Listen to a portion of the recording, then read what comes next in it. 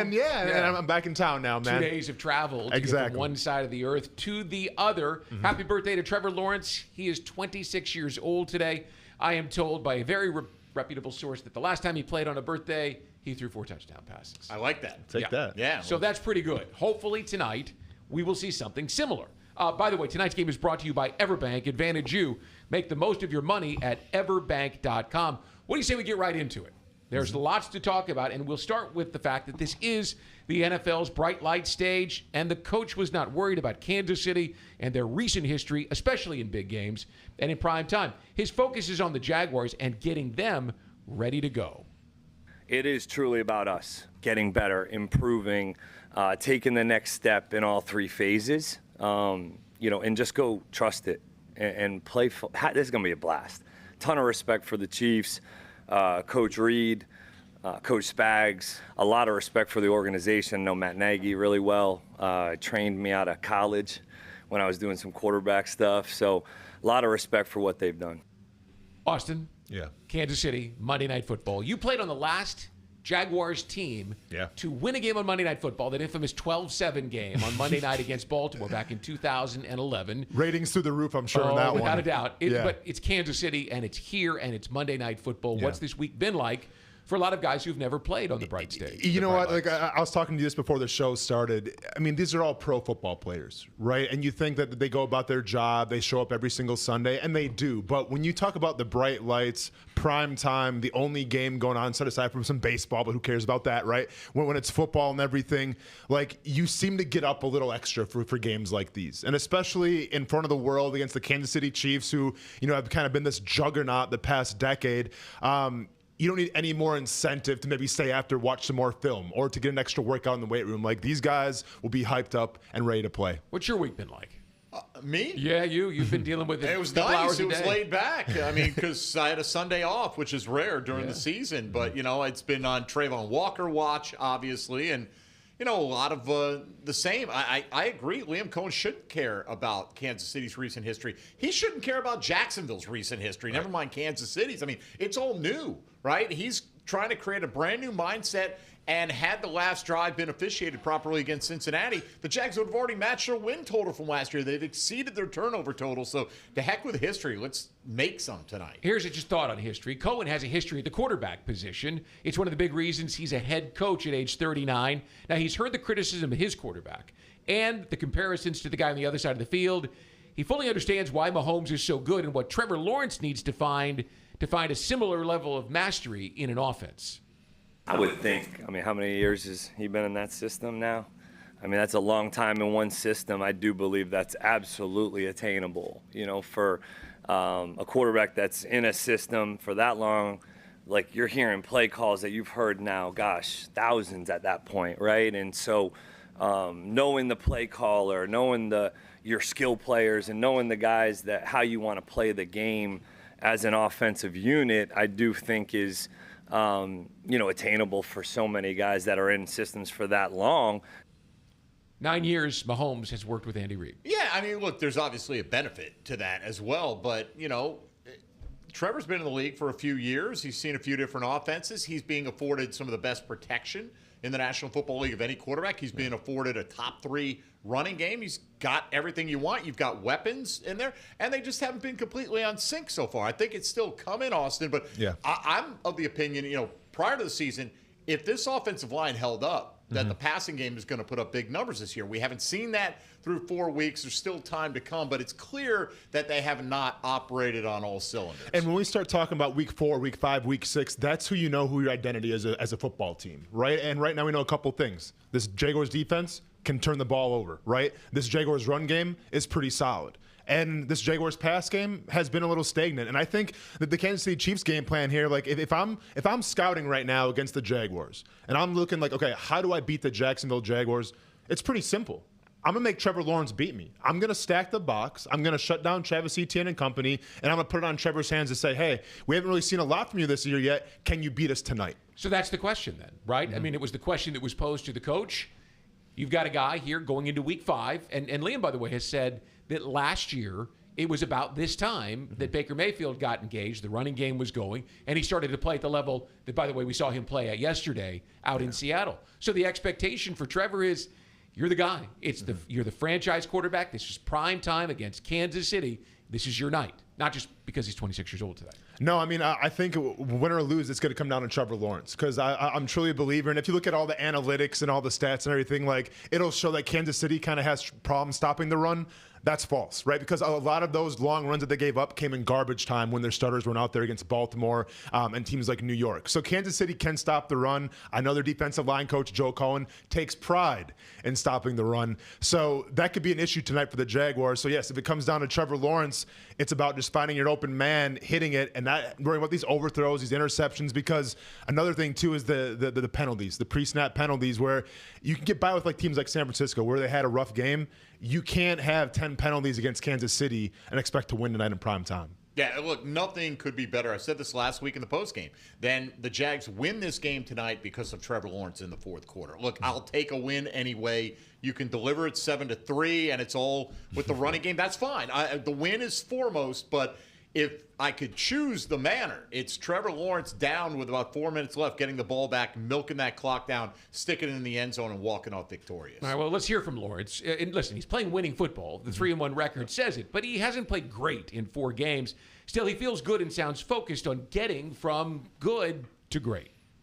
Playing free, but there's just some more execution things that we got to clean up on offense, like I've said, like I've talked about, that I'm excited just to continue to build on because I know how good we could be as an offense. And I know we haven't even showed that yet. And obviously we've done some things really well, but I think putting it all together, that's what's exciting is there's still a lot more that we can achieve and that we can do offensively. So I'm just excited to put it all together. And see, here's the rub. Here's the interesting part. We hear this from Trevor every year, every couple of years, right? We heard it in 2021. We heard it in 2022. We're hearing it now. I mean, that's kind of where he's at. He's been adjusting to new offenses. And tonight you hope that the adjustments go to the wayside and it's just him playing free. That'd be great. I mean, I think it's possible, and that is where the room for growth comes in. Because you say, Austen, can you sustain 3+ turnovers every week? Well, probably not, right? Are you going to sustain 6+ yards per carry as Travis Etienne? Probably not over the course of a season, but can this passing game close the gap from where they've been to where they need to get to go? Absolutely. And what a great way to kind of put yourself on the map, right? Because like the national folks and everything, they don't watch every single Jaguars game. So they haven't seen all the drop balls, right? They haven't seen some of the mistakes and everything that weren't necessarily Trevor Lawrence's fault. All they see is the box score and all they see is the numbers, right? And right now, in terms of the numbers and everything, Trevor Lawrence is down. So what a great way to kind of introduce yourself or reintroduce yourself to the national media and say, hey, this is me against the Kansas City Chiefs on Monday Night Football. Let's go. How about a thought on the running game? Jaguars need to be able to rely on it this evening. You've got to be able to convert on third down. Last 2 games, just 9 of 29, and that has been a real problem. But the running game off to a pretty strong start at 144 yards a game. And talking to Travis Etienne Jr. this week, he says the running game has upside. We just keep getting better each and every week. I feel like as the season continues to go, we continue to gel the opposite line. We continue to just understand each other, know where the run's going to hit, and just get a better chemistry, better feel. So I feel like as long as we just keep gelling and meshing together, the chemistry and the untapped, we will continue to just reach new heights. Upside from 144 yards a game. Probably not. I mean, realistically, right? I'm not saying in any given week you can't have upside from that, but over the course of a season, I mean, for you to average that would be ridiculous as Travis Etienne. But look, maybe they do have a little bit of upside here because this offensive line, Austen, is still coming together, right? Yeah. 60% holdovers from last year, but Hainsey and McCary have made a big difference, and the offensive line as a whole has looked a lot better, but there's got to be room for growth there too. Without a doubt. And the ability to run the football, it makes everything so much easier, right? Like lost in the sauce of, okay, how good is Trevor Lawrence? Lost of how much we're using Travis Hunter. It doesn't matter because you're 3-1 because you've relied on your run game to win you those football games. And listen, if you can come out here against Kansas City and run the football, control the clock, keep Patrick Mahomes off the field, it may not be pretty. The ratings might go down a little bit, but who cares? Go ahead and get another win. Let's turn it to the defense right now, and you've got a young man in Josh Hines Allen who knows how explosive Kansas City can be. He's seen them 4 times in his career and is 0-4. He is having a terrific season getting after the quarterback, and despite Mahomes' incredible talent, he feels good about the Jags' defense and the plan they've got tonight. I think we can go after them. Obviously, they got a great quarterback back there who can make any team or any O-line look good. So us as a rush front, man, we got to hunt. Got to stay active, can't stop our feet, and we got to finish to the play ends because they're going to be scrambling drills and doing all that extra stuff in the back end. So we got to do our job and strain a little bit harder and get off the field when we need to. But it's very important for us this week. He doesn't get sacked very often. No, look, this is, to me, where the ball game is won and lost tonight. Kansas City is at 39% converting third downs coming in, which is about 5% better than the Jags, by the way. They're 9 out of 10 on fourth down, so you know that they're going to be aggressive and try to extend drives, and that's in only 4 games. So if Trayvon Walker's unable to go tonight, who's that running mate? And you got to think, Austen, that, and you can speak to this a lot better than we can, Josh Hines Allen's going to be moving all over the formation tonight. For sure. Find the matchup that suits him best and try to exploit that. Yeah, I mean, if you followed anything in the Chiefs media, Patrick Mahomes has been very complimentary to Josh Hines Allen. I mean, he's definitely on their radar. And I think when you talk about how you stop Patrick Mahomes, it's not almost even stopping him. It's hoping to contain. I remember back in 2019, I talked to Matt Patricia from, at the time, was a defensive, well, he's the coach of the Detroit Lions. I saw him at the Senior Bowl in Mobile, Alabama. And if you remember how the Lions played the Chiefs, like it wasn't the best showing from that defense, but they limited Patrick Mahomes to like 50% passing and everything. I asked him, like, how do you stop a guy like Patrick Mahomes? And he was very candid and very upfront. He goes, you can't stop him. But you can try to do things that are going to contain him a little bit. And one of those things is you don't have to blitz all the time. Because if you blitz, he's so great at having that pocket awareness of getting out of the pocket and finding the open guy, it's going to kill you. So what they did, and this was what Matt Patricia was doing, they only rushed 3 or sometimes just a base defense and dropped everybody back in coverage. And just let him try to find the open man, hope that your front four can get home. We've seen some internal push with now Eric Armstead, who's kind of coming into his own again. Obviously, Josh Hines Allen. This is going to be a big game, though, where you got to have your rush lane responsibilities. You can't get off track. You can't let Patrick Mahomes scramble because we've seen this year now more than a lot of years. He's taken off and running for 20, 30, 40 yards a pop. Could you do something with Eric Armstead and move him to a wide 5 or 7? Wait a minute. Go ahead, man. You take this one. I know we're rolling the clock. No, I'm a little disturbed here. Listen, only in the sense that you want to keep him in the pocket. I don't mean a pass rush. I just mean a big body. Go ahead. Hey, listen, I'm all set with that. I think we saw it last year a little bit. I think I did like a 20-minute TED talk last year during training camp talking about why is Eric Armstead playing on the outside and not the inside. Listen, I don't mean in the same, but first and second down. It doesn't matter. Let's keep Eric Armstead on the inside. I have faith in Smoot, right? And we'll see if Trayvon Walker's up, if he's able to go. But I do have faith in some of their depth now, which was addressed, during the offseason and everything after the draft.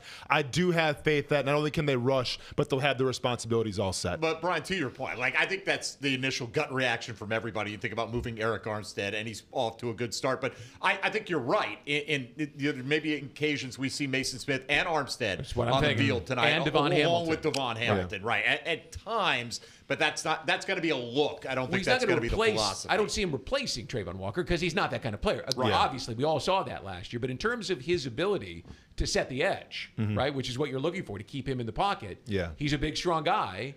You're not asking him to speed rush. We'll see what Anthony Campanile does. But I get it. Yeah. If you have a right tackle and a left tackle, and the left tackle gets injured, you don't make yourself better by moving the right tackle to left tackle. Generally not. But you can slide him out maybe a little bit. Who knows? We'll find out what Anthony Campanile's plan is. By the way, the defensive coordinator's defense continues to lead the league with 13 takeaways through 4 games, and he had 9 interceptions with that unit. He says it's all in the players who have made the ball part of the culture in the defensive meeting rooms, and they've worked tirelessly on the practice field to perfect the art of the takeaway.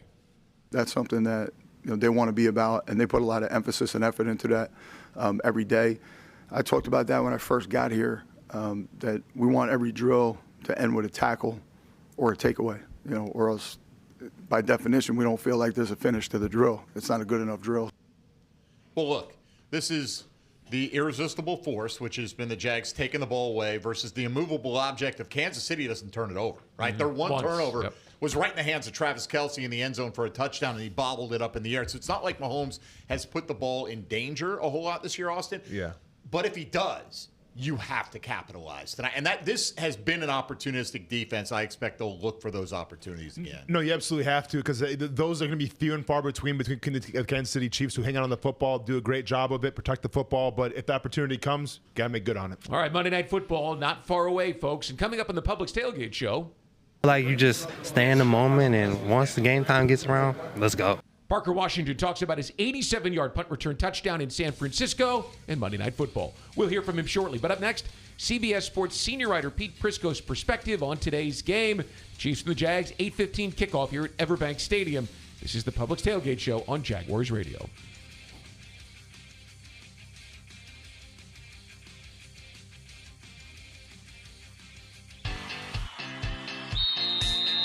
It's game time, Jaguars fans. This season, feed your fandom with the Jaguars sub from Publix, the official supermarket of your Jacksonville Jaguars. Wow. Sink your teeth into crispy chicken tenders, boar's head bacon, melted cheddar, sweet coleslaw, and smoky barbecue mayo, all stacked on a fresh white roll. Taste the hype only at Jacksonville Publix locations. Publix, where shopping is a pleasure. To aim higher, run faster. It's what elite athletes do. Always strive for better. At UF Health, we have that same DNA to not just treat a stroke, but to create a fleet of mobile stroke treatment units, to not just do research, but to use AI to save lives with one of the most powerful supercomputers in academia. We believe, like athletes, that human progress has no finish line. UF Health, National Medical Center for Team USA. Hey, fellow Floridians, it's Ben. And Brianna Smith. We are foodies who love sharing recipes online. And trying new cooking techniques on our new natural gas stove. He loves his precise temperature control on the heat. Yeah, I also love saving money and using less energy. Oh, watch that flame. So, who loves to be in control? Now earn up to a $300 cashback rebate for installing a new energy-efficient natural gas range or stovetop. To learn more, go to peoplesgas.com/rebates. The Polaris Factory Authorized Clearance Event is going on now at Ride Now Jacksonville. This is your chance to grab a 2025 side-by-side or ATV at some of the lowest prices of the year. Save up to $4,000 on select 2025 models or get financing as low as 0.99% APR for 36 months. Shop now and mention Jaguars at the time of purchase and score big with Polaris at Ride Now Jacksonville. Financing OAC. Some restrictions apply. See dealer for details. Driver must be at least 16 years old with a valid driver's license to operate. All riders should take a safety training course. Call 800-342-3764 for more information. Mr. Chubby's Wings is a whole lot more than just wings. Craving the ultimate game day experience? Look no further. Swing by Mr. Chubby's and indulge in the biggest and best wings in town, all while soaking up the lively atmosphere with fellow sports fans. With plenty of game day specials and locations on the West Side, Fleming Island, Ponte Vedra Beach, and new this season, Everbank Stadium, they're here for all your game day needs. Mr. Chubby's Wings is a proud partner of the Jacksonville Jaguars. Mr. Chubby's Wings, before the game, after the game, and during the game. 2 hours ago, Kyle arrived at the bar. Hey, what's everyone drinking? 30 minutes ago, Kyle got his friends another round of drinks. Cheers! 5 minutes ago, Kyle decided to drive home drunk. A minute ago, a law enforcement officer pulled up behind Kyle. Sir, have you been drinking tonight?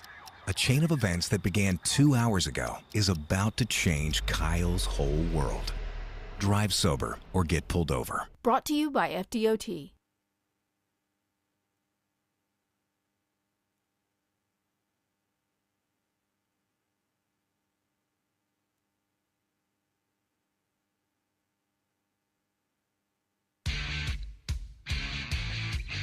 The Publix Tailgate Show continues. Mike Bryan and Austen from the Hyundai Studios here in Jacksonville. 8:15 for the Chiefs and Jaguars in Everbank Stadium. Time now for your visit with Pete Prisco. Yeah, and the topic du jour is Trayvon Walker. Does he play? Does he not play? And what kind of impact does that have on the Jags' performance tonight? Well, Pete, let's start off with the biggest injury issue tonight, and that would be Trayvon Walker for the Jags. Saw a report by Ian Rappaport earlier today. He's not likely to play. If he does play, he's got his left hand wrapped up in a club, won't have the use of his fingers. How impactful is this injury, even if Trayvon's able to play, not at full strength, against a team that is very hard to get off the field on 3rd and 4th down? Yeah, Mike, you'd always like to have your best players on the field, and particularly a guy who can do so many things. I mean, he's good against the run. He can rush the passer. And if he's not there, you just got to hope some of those other guys step up. And at times they have, but to be on the field more than normal will be a challenge for whether it's Smoot or Agba or any of those guys. So they're going to miss him. All right, so if Trayvon doesn't go, would you try to flip Josh Hines Allen around looking for the preferred matchups, whether that's Jawan Taylor, maybe at times Josh Simmons on the left side of the offensive line? Are you going to make him a chess piece tonight? Well, I think you'd ask him what he wants to do because you want him comfortable. He can line up in a lot of different spots. He's done it in the past. So I would think that they might move him around. Give him some opportunities. Look, Jawan Taylor's never been really good other than that one season in Jacksonville. And Josh Simmons, who's going to be a great left tackle, has struggled at times during the season. So I would probably move him around. But more than, Josh Hines Allen, I think it's up to the other guys to step up. Those guys have to be better than they've been. Agba particularly. I think if those guys are on the field, they have to be much better. Is the interior of the defensive line for the Jags kind of the goal to make a push tonight with Trey Smith, Creed Humphrey, two of the better interior offensive linemen in the league? Obviously, Eric Armstead has been fantastic early on, leading the Jags in sacks. If you battle that area to a draw tonight, is that a positive for the Jags? Yeah, and that group on the Chiefs offensive line didn't play well early in the season. I'm talking about Humphrey and Smith, two of the highest paid guys in the league, and they've kind of turned it up a little bit in the last couple of weeks. So, yeah, that's going to be a challenge for those guys on the interior of the Jaguars defense. I think you mentioned it. Armstead's been very good. I thought Mason Smith did some really good things in the second half last week and kind of pushed the pocket a little bit. So it'll be interesting to see if he can build on that, particularly in a marquee game like this, and maybe get himself playing at a higher level. But yeah, to answer your question, Mike, you have to neutralize that middle, and you have to be able to push in the pocket. If you can get some push inside against Patrick Mahomes, that's the ideal scenario. And Armstead's done a nice job with that so far. Pete, football's simple sometimes, right? You want to run the ball, keep it away from Patrick Mahomes. Jags averaging with Etienne at least over 6 yards a carry, and the Chiefs' run defense hasn't been spectacular. And on the other token, as crazy as it sounds, you want to make the Chiefs one-dimensional, with that dimension being Patrick Mahomes, right? You can't let this team successfully run the ball against you tonight. Yeah, and when you look at the Jaguars' running game, I mean, that's been the bread and butter of the offense so far. And you mentioned it. The Chiefs are giving up, I think, 4.9 per rush on the season, and Jacksonville's over 5. That would be a strength for the Jaguars to go in tonight's game and decide we're going to run the football. And if they load up to stop the run, then I think that gives you opportunities in the passing game. But I think the number one priority for Jacksonville will be run the football. And then when you flip it over on the other side, the Chiefs haven't run the ball very well. And, whether it's by the struggles early of the interior of that group or the running backs aren't great either. Pacheco hasn't been the same since his injury. Kareem Hunt, I always joke around, he could turn a 15-yard run into a 4-yard run and a 1-yard run into a 4-yard run. That's who he is. I think when you look at it, maybe Smith, the rookie, will get some touches moving forward and get him involved in the passing game. But I think all in all, you stop the run and put it on Mahomes and you run the ball, you're probably going to come out of this game feeling pretty good about yourself. Wide receiver Xavier Worthy is expected to play tonight, Pete. We saw 3 games basically without him after he got hurt in Brazil. And then to come back last week and have the performance he did, and the Chiefs put up 37, is it as simple as without him, they're just a different offense? No question. I mean, he gives them juice, and the offense lacks juice if he's not on the field. And I think getting him onto the field and involved in the passing game is a must. If you look at we know Jacksonville plays a ton of zone, and they've been good at it. But he's their leading receiver against zone coverages. So it's best for the Chiefs to get him involved early and often. People used to think he was a one-trick pony, can go down the field with his speed, but he's much more than that. He can go across the middle. He's good, like I said, sitting down in zones inside. So he has to be the priority when it comes to the passing game. All right, Pete, speaking of the passing game for your Jacksonville Jaguars, tonight the birthday boy, Trevor Lawrence, playing on his 26th birthday. He has had outstanding protection this year. He has had a running game that supports him. He's got some explosive receivers, yet this passing game has yet to take off. Are you seeing signs that it might going ahead? Well, if you run the ball, you can get some opportunities. And by the way, you're going to get blitzed tonight. We know that's what Spagnuolo does. And so far this season, the Jaguars haven't been blitzed much. Tonight, they will be. So it'll be interesting to see how they compensate for that. I do think they need to start taking shots down the field. If you look at their numbers, they have one completion, 20 yards or long, air yards or longer this year. That has to be better. And I think if you get blitzed and you get one-on-one on the outside, you got to take those shots down the field. You got to hit those shots, and the receivers need to catch them. He's getting the ball out of his hands quickly, which you want. In fact, he gets the ball out quicker than anybody not named Aaron Rodgers on the season, which tells you they want to kind of get the ball quickly to the receivers. But at other times, you have to be able to take the shots down the field. You can't pass up golden opportunities when you get them to take a short little quick throw, which he's done at times during the season. So I think tonight will be interesting for Trevor Lawrence to see if he can, get those shots down the field, because you're going to get some one-on-one opportunities against the Chiefs. So Trevor Lawrence is going to be throwing to, among others, Travis Hunter tonight, and this is Travis's first big national showcase as a Jacksonville Jaguar. Do you think he impacts the game more on offense or defense here against the Chiefs? Well, I think because he's banged up a little bit, it's going to be more offense. He's still been dealing with that shoulder injury, and that's why I think he was limited in the second half of last week's game at corner. So I do think it's going to be more on offense. And you saw the catch in the middle of the field. I think they need to. He's another guy they need to get down the field, Mike. They just don't get him down the field. They throw a lot of short stuff to him. He can run, make him a factor in the passing game when he does get those matchups that you like. So I would think his impact would be more on the offensive side tonight. All right, Pete, I read you every week, and I saw last week on CBSSports.com that you were favoring the Jaguars in this one by a slight margin. We've come all the way to Monday. Are you standing with that? Standing with it. I think they run the ball, and then I also think this is a game where Trevor Lawrence gets the ball down the field a couple different times. You have to start doing it. I think he starts doing it, and I think they'll hold up on defense. I think they find a way to win this game and send a message to the rest of the AFC and the rest of the league that they're for real.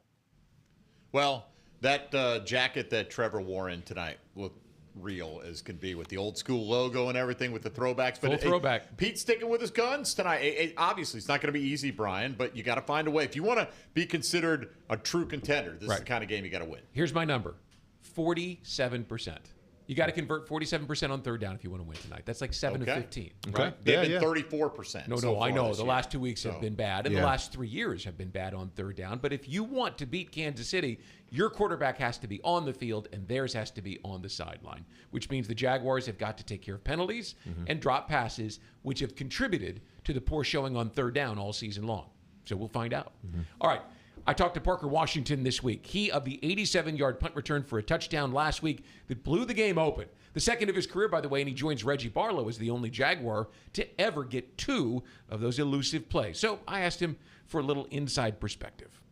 As soon as I'm back there at punt return, I'm always going to look at my near side gunner, and before the snap, or right when the snap is, I peek to that far side gunner to see where he released. So that kind of gives me an indication where we're kicking it, of course. Then from there, as I see the ball in the air, I'm looking at the gunner. I'm like, he's getting kind of close, but I came out here to return. So I was like, let's make this catch. And so as soon as I caught, I was like, let's get out the way. And I mean, just from there, I saw one guy, made him miss, and from there, it just was a blur. And once we got to the 50, saw the punt return, I saw the punter there. I was like, it's over. And that's usually how it looks. It's kind of like a blur as you go, and then you see the one guy, the last man, the punter, and it's like a touchdown. You practice it over and over and over. And a Pro Bowl return level is like 13 yards per return. I mean, so you don't get that many opportunities for that. What are you feeling as you cross the goal line, knowing that you've got one and they're rare? It's special for me because as I've been playing football all my life, I've never had a punt return touchdown. So my first ever punt return touchdown was in London. So that just goes to, like we were just saying, it's rare, and I don't take that lightly, and it's cool to be able to be a player that can make those type of plays and get in the end zone on a punt return. So it's just been fun. I just want to keep building on that. I think the thing that I like the most about it was you had a tough game, a drop or two against the Texans, and you come back and it doesn't even faze you. Talk to me about how you get ready mentally for Sunday, whether you've had a good day the week before or not a good day. Definitely. I just feel like just focusing my heart is just to be in the moment and make the most of it. And like I said, it's just football at the end of the day. You just got to have some fun. Bad things are going to happen, wins, losses, whether that's in a play, whether that's a drop. You just have to have a strong mindset. Like I always approach it as this is more mental than physical as you go along in your careers. And the more mental strong you are, that's the guys that last the longest. Those are the guys that have the better careers. So I kind of just wanted to take that pro mindset and just have some fun with it and just make the most of the opportunity. There are some people who are like, look at Parker Washington. They weren't paying attention before. How satisfying is it to you to have been patient through this process and the Jaguars patient and to all of a sudden be playing your best football? It means if you are playing your best football. It definitely can be better. You know, it's still a lot of improvements I can make. But that's the best part. That's why I attack each day and keep going. That's what keeps me motivated, just knowing that I'm not where I want to be, and it's more in the tank. And just with that, it's fun to just be able to see little glimpses of that and understanding, and that gives me more confidence to keep going, just seeing that, okay, we can make plays. So we're able to do this in the National Football League. So that's been special for me. And finally, Monday Night Football with Kansas City coming in here, one of the standard bearers in the AFC. Will you be calm? Will you be excited? How will you get those emotions under control? And what does it mean to you to play on the NFL's biggest stage? Definitely. Monday Night Football is special, like you said. And each day with that, like as I'm going through the week, I don't think about it, I just think about the practice rep. I think about that day, just being in the moment, like I said. And as I get closer, it's almost like a build-up, You get to Monday night, and even on Monday morning, I'm like, we're still just calm, collective, just staying focused in the moment. And then once you get to the game time and you start seeing the lights, it's like, okay. And then it starts amping up, and that's when you just go out there and have fun at that point. So I feel like you just stay in the moment, and once the game time gets around, let's go. From Parker, Washington, in the return game tonight. Well, coming up in about 15 minutes, Jeff Loggeman and Bucky Brooks join us from the booth. But up next, it's going to be a brawl. It's going to be a fight. It always comes down to 3 plays. It's for us as a team that doesn't have as much experience with that. It's understanding that's what it's going to come down to. That is linebackers coach Tem Lukabu, and he talks about many things, including Devin Lloyd and his AFC Player of the Month award. That comes up at about 5 or 6 minutes. We're back with more after this on the Publix Tailgate Show.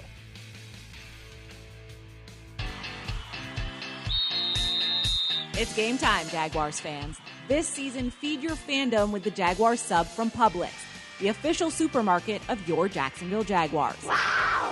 Sink your teeth into crispy chicken tenders, boar's head bacon, melted cheddar, sweet coleslaw, and smoky barbecue mayo, all stacked on a fresh white roll. Taste the hype only at Jacksonville Publix locations. Publix, where shopping is a pleasure. Federal employees keep our country going, and GEHA is proud to keep them going with health plans exclusively for them. GEHA was started by postal employees in 1937, and today they offer all federal employees a network of 1.7 million providers and a health plan for every stage of life. GEHA is trusted by millions of federal employees and retirees across the country. GEHA. Find your federal health plan at GEHA.com. Jags fans, this one's for you. If you've got MyGate rewards, you're already in the game. But now you've got a shot at the ultimate prize, meeting QB1 himself, Trevor Lawrence, at Everbank Stadium with 3 friends by your side. With the MyGate Rewards Gatorade Club, every 5 Gatorade items you purchase equals 1 entry toward your chance to win. Stack them up and score big. See store for details. Gear up for the season. Gates got you.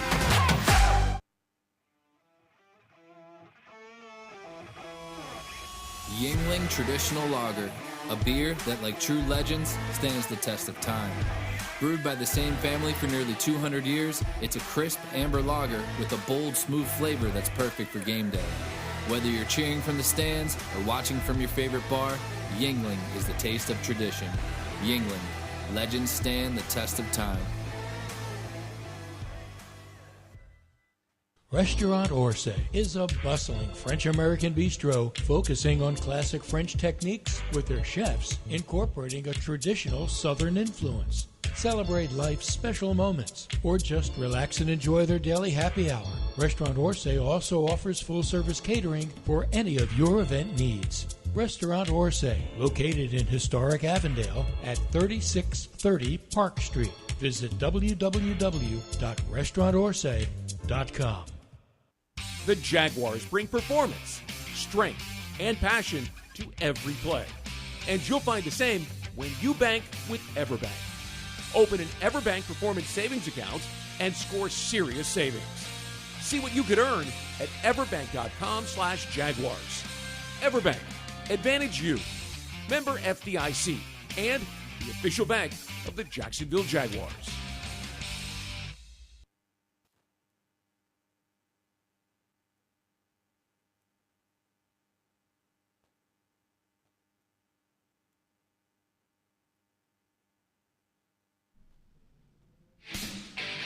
The Publix Tailgate Show rolls along towards Monday Night Football. Publix, where shopping is a pleasure. Brian, Mike, and Austen with you from the Hyundai Studios. And tonight's game is presented by Everbank. Advantage you. Make the most out of your money at everbank.com/Jaguars. Time now for our weekly commentary with Rick Belaloo. Monday Night Football and the bright lights, a huge opportunity for Jacksonville to check another box, right? 2 weeks ago against Houston, they don't win that game a year ago. How about last week in San Francisco? No way do they win that last year. This team did. So, can they take advantage of another opportunity tonight in front of the big stage? Let's face it, this is just another game for Kansas City. They've won 8 in a row against Jacksonville, but they're used to this environment all the time. For Jacksonville, as Josh Allen said, hey, it's about us. He's right. It's not about Patrick Mahomes. It's not about anyone else. This one is all about the Jaguars. Now, Kansas City, they're playing its best football. Last 6 quarters, outscoring the Giants and Ravens 50-23. Mahomes was himself last week with 4 touchdown passes. And the Chiefs don't turn the ball over. What Jacksonville has done, forcing 13 takeaways, is nothing short of incredible. But how many do you expect tonight? If I said 2, Jag fans, I hope you would jump all over that. I think realistically, the question is, will they get 1? Kansas City has been forced to make adjustments on defense, all right? They can't get to the QB by rushing 4. Steve Spagnuolo has forced this team to blitz. Trevor's been a game manager. The rushing attack has been absolutely better than anyone thought. Spags defensively tonight is going to make adjustments. He's the only 4-time defensive coordinator, 4 times winning a Super Bowl. That is, he's going to try to make Trevor Lawrence beat him. The screen game has to be effective tonight. Only 11 attempts all year. Liam Cohen was number 1 in that category last season in Tampa. Lawrence only has 1 touchdown to a wide receiver. That's good enough, and that must change. Tonight is so many things, and most importantly, it's Trevor time. Splash plays, 2 or 3 touchdown passes, Brian Thomas Jr. a big game, and get Travis Hunter involved. This is why he's the franchise quarterback. It's time for Trevor Lawrence. Will the Jaguars check another box? And you can hear more from Rick on Rick's show on 1010 from 6 to 8 weekday nights. Into the night with Rick Belaloo. How about a quick thought on Devin Lloyd, AFC Defensive Player of the Month and AFC Defensive Player of the Week last week, and what he's done over the first month before we hear from his position coach? The best football he's played in his career, Austen. I mean, what can you say? I don't know if I'm giving Anthony Campanile all the credit for it, but he's got to have some, right? He's the linebackers coach by trade. Yeah. And one of the guys that, a month ago, the team was listing him as a co-starter. Of Wasn't course. us. Yeah, the team yeah. was. And look what he's done. Yeah, I think this is a classic example of a team challenging Devin Lloyd, right? Because it was Devin Lloyd or Ventrell Miller. And I was one of the guys during the preseason saying, let's see if Ventrell Miller gets some more reps, just because planning forward, Lloyd might not be here. Dude's absolutely turned his career around, and obviously AFC Player of the Month, rightfully so. I mean, it goes to show you, though, you know what he does well. He gets after the quarterback. He can blitz. And you know what? He's been a pleasant surprise, I feel like, in coverage as well. And I think it goes to show you in this defense, guys are having fun playing. And when you're having fun playing, it can pay dividends. And when you listen to the energy in Tem Lukabu's voice, the coach is having fun. And I asked him immediately about the guy who wears 0. I'm not surprised because it's in him. It's always been in him. It's just about turning the page for him, and every day's a new day, turning the page mentality. Be your best. And then with him, what I tell our group, especially a guy like him, is change your best. Whatever your best was the day before, change it the next day. So the level he's at now, I expect more moving forward. It seemed to me that he rose to the challenge. I mean, everyone points to Fred Warner and says that's the best linebacker in football. But I think one of the best linebackers on the field, if not the best linebacker, was him last week. Can you just talk to his mental state and the way he approaches that part of the game? Yeah, I think a big part of it is, first and foremost, he's a competitor. We have a room full of competitors, whether it be the linebacker room, the whole defensive unit. They're all competitive. It's funny you asked that question. The summer, we're texting back and forth because I show them clips of what other guys are doing around the league. And, without saying it out loud, I know he was like, well, why do I need to see that? I can do that. And for me, it's intentional doing that because I know that's how he feels. So it's awesome for him to put it on tape rather than just talk about it. You have an interesting room. You've got some big personalities in there. You take Foye Aluakon. Now you put him with Devin, and both of them are playing well. Yeah. That's got to lift all the boats in that tide. Absolutely. Once again, Foye, same thing. You have the ability. The scheme is there. The experience is there. So a lot of what they're doing is not a surprise. It's expected. And as a matter of fact, changing their best, there's a lot of things that we still need to improve on. So, and they rise to that challenge every day. Their strength right now is they allow camp to coach them as hard as possible. How rare is that? Because I've heard it from a lot of coaches that this team will take it. That doesn't seem like it's a very common thing. It is rare because it's hard to be consistent with that in this league because, on a given day or on a given week, Coach, I want you to coach me hard. I want you to coach me hard. And then you're having a tough day, all of a sudden you go back to what your old habits are. So I give those guys a lot of credit for that. This is one of the best tackling teams I've seen in 31 years with this franchise. Certainly the best in a decade. Can you put your finger on why this team is so good at tackling and why they're performing consistently there? It's still early, obviously, but once again, another thing that's not a surprise to me because we emphasize it, we show it on tape, we do it in Indy. We do it in team drills, and we expect it to show up on the game film. So it's all about emphasis. You've been around this league a long time. You've seen a lot of primetime games. This club has not. What's the difference between a team that's played a lot of Monday night and a young team like this one that hasn't? It's going to be a brawl. It's going to be a fight. It always comes down to 3 plays. It's for us as a team that doesn't have as much experience with that, it's understanding that's what it's going to come down to. So every play is like the Super Bowl's on the line because that's what it really is. So it's the expectation. Another thing that I've noticed with this team is that young guys put in the lineup. Jack Kaiser last week perform.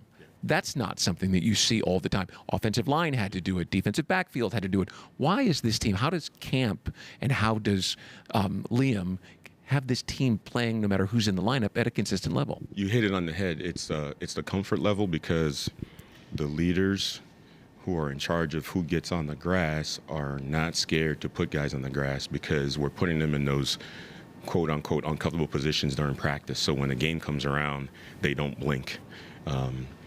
It's obviously we have starters, but to me, I've always told these guys it's starters in waiting. If you don't think you're a starter in waiting, then I have a problem with you. And those guys have that attitude. So whenever something does happen and they have to go out there, we don't skip a beat. I've noticed from afar that you are a very energetic and demonstrative coach on the sidelines. What drives that? Where did that come from? It's the passion for the game. It's the passion for the guys and understanding how much work they put in, how much work the other coaches have put in. It's the respect for their time, and you get what you put into it. I give them energy, they give me the energy back on the grass. And honestly, a lot of times I think I just black out. Are you as excited for Monday Night Football as a lot of people are? Yeah, I'm excited. At the same time, we have to make sure that we don't get out of our routine and what we do just because, it is the defending AFC champs. We know who they are, but at the end of the day, it's about us also. Well, from the backyard to the beaches, the Ford F-150 with available Pro Power onboard gives you the power of a mobile generator. Ford, a proud partner of the Jacksonville Jaguars. See your local Ford dealer today. Well, at 6 o'clock, it's hour number 2 of the Publix Tailgate Show. But when we return, Jeff Lageman and Bucky Brooks join us from the broadcast booth. The Chiefs and Jags at 8:15. You're listening to the Publix Tailgate Show, the Monday Night Football edition, here on Jaguars Radio. What's Here is a place that generations have trusted to help their kids grow up healthy and strong. What's Here are caregivers with knowledge and expertise rivaling any children's hospital in the world. What's Here is the only Level 1 pediatric trauma center in our region. What's Here is Wolfson Children's Hospital with the technology, research, and dedication to save and change countless young lives. Wolfson Children's, always here. Visit wolfsonchildrens.com. Hey fans, it's Tyson Campbell, cornerback for your Jacksonville Jaguars. This season, make your game day even tastier with Al's Pizza in the stadium. And you can enjoy even more with the pizza pick-off promo after the game. When the Jaguars get 2 interceptions in one game, you'll score 50% off one pizza any size you want for 48 hours after the game. Just tell them you want the Jags Pick promo when you order. Up your game and your pizza with ours at the stadium or any of their locations. Is your organization ready to tackle its toughest challenges? For 3 decades, CSI Companies based in Jacksonville has been the trusted workforce partner for leading healthcare and technology providers nationwide. Whether finding the right talent for a specific job, advising on a strategic project, or offering seamless managed services, they tailor every solution to fit your needs. CSI brings trusted expertise and a people-first approach to your organization. Get the job done right. Together, we go further. Learn more at CSICompanies.com. Game day means it's time to get loud, get proud, and get real. As a proud partner of the Jacksonville Jaguars, Deep Eddy Vodka brings real flavor made with real ingredients to every tailgate, watch party, and post-game toast. Handcrafted in small batches in Austen, Texas, Deep Eddy Vodka is distilled 10 times and is made with purified Texas water, real fruit juice, and pure cane sugar. Wherever you're cheering on the Jaguars, make every moment a real one with Deep Eddy Vodka, a proud partner of the Jacksonville Jaguars. Please stay drink responsibly. Deep Eddy Vodka is a product of Deep Eddy Distilling Company, Austin, Texas. 35 to 40% alcohol by volume, distilled from corn. At GEHA, they stand behind their members because they were founded by members. They're not focused on Wall Street, they're focused on Main Street. So they built dental plans with 100% coverage for in-network preventive care, with access to a nationwide network of nearly 600,000 provider locations. GEHA is proud to offer dental plans exclusively for federal employees, federal retirees, and military retirees. Visit GEHA.com to learn more. Hey, Duval, here's your chance to be face-to-face with the Jags as they take the field on game day. Jump in the shadows and experience the Jaguars like never before. Enter today at everbank.com/shadows for your chance to be part of the action. No purchase necessary to enter or win. Open to legal residents of the 50 United States and D.C., 18 and older. Entry periods for the sweepstakes are from 8/4/25 to 12/21/25. For official rules and complete details, visit everbank.com/shadows. Sponsor and administrator, Everbank, N.A. member FDIC.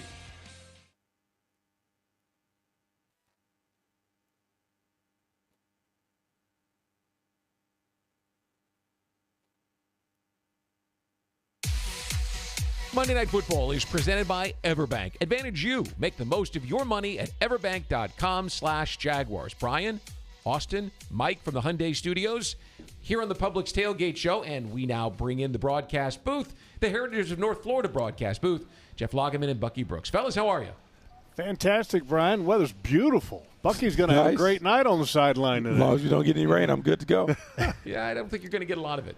I was with Mike Burrish not long ago from Action. He was out on the deck here over at the Miller Electric Center, and he said he thought it'd just be a little drizzle, but most of the stuff will be through by the time they play.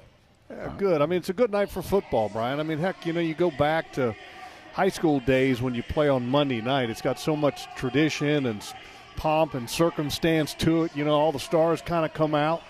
And I know Bucky as a player, I love nothing better than playing on Monday night because I knew everybody was watching in the National Football League. I think some things are tried and true, and that is one of the things. Everybody looks forward to the primetime games, but Monday night is where it's at because everyone knows that the football world is watching. It's a great time to show up and show out because it not only matters in terms of respect around the league, but when it comes to Pro Bowl, All-Pro, all those things, when you have the football world casting their eyes on you on Monday night, gives you a chance to kind of eliminate and set some of those narratives. Yeah, because Thursday night is, some guys got things going on. Sunday night, a lot of guys are traveling with family. But, Monday night, everybody watches.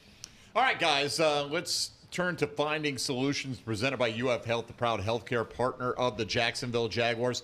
What is the solution for the Jags tonight in terms of deploying their personnel if Trayvon Walker can't go? Well, look, I think last week we had an opportunity to see it. Smoot and those guys rotating in. I think it's going to have to be a by-committee thing. You can't replace what Trayvon Walker does on the edge, but you can do it collectively. And this is a team that has been able to rely on the next man up this season, and they've had a lot of success. So I don't think anything changes in terms of their production. They're losing a blue-chip player, but this team has really done it collectively, and I expect the same tonight. Yeah, I don't know if he's going to play tonight, but I know this. I don't expect a guy who had surgery on a dislocated wrist on a Monday playing on a Sunday without really having an opportunity to kind of see how it feels in a practice. Yeah. So, I just don't expect him, and nobody can replace Trayvon. That's just the reality because he plays the game like a bully. Nobody else can do that.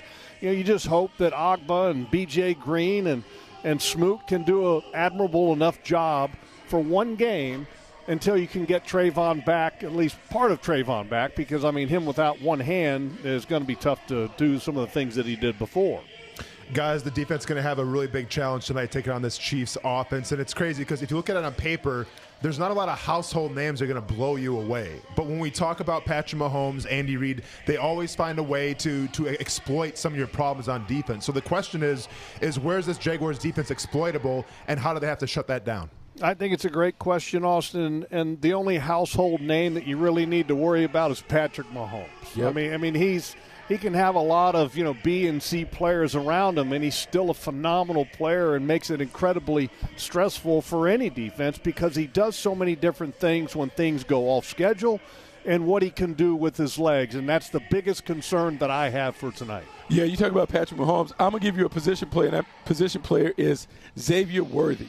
You want to keep an eye on him because he's the straw that stirs the drink when it comes to that passing game and open things up. When he came back against the Baltimore Ravens, led him in receiving, led him in rushing yards, and what he did is he opened up the field with his speed. At 4.21 second 40, you have to be aware. You got to make sure you stay on top. Eliminating the deep balls has been one of the tenets of this defense. You want to make sure you're aware where he is and make sure you don't let the ball go over the top of the defense. Yeah, and I'm not willing to give Kelsey a wheelchair and a cane yet. I mean, look, this guy's still a good football player. And, look, he's only playing about 60% of the snaps. But there is somehow, some way, great players usually find a way to show a little bit more when it comes to a Monday night type of football game. And if I was the Jaguars, I would make sure that I had a few extra guys on Kelsey. All right, well, let's hope that the birthday boy, Trevor Lawrence, has one of those kind of performances in store. What do you expect from him tonight in his biggest national showcase of the year? Look, man, this is one where he's going to have to carry it because I would expect Steve Spagnuolo to come at him early and often. We're going to see a bunch of zero blitzes where they bring all-out pressure, and they're going to force Trevor Lawrence to make good decisions under duress. And not only good decisions, but accurate throws. So how 16 plays ultimately will determine if the Jaguars walk out of this stadium with a dub. Yeah, and Bucky's dead on. I mean, you hope that the running game kind of helps him along in tonight's game. You hope that the defense helps him along in tonight's game because the reality is, if you look at Trevor, by the numbers, he's below average. Yeah. And let's not sugarcoat it. He's got to be better in a game. And if there's a way that they can somehow find a connection with number 7 or number 12 in a deep fashion in today's game, it would be a monster factor in this ball game. Guys, lost in the sauce with Taylor Swift and Travis Kelce and the mighty Kansas City Chiefs coming to town. We forget that we have Travis Hunter here, who has kind of been a little bit of an afterthought in terms of his playing time and everything. Is this the week that he gets going on primetime TV with the world watching, or are we going to see a little more of easing him into it on offense and maybe using him more on defense?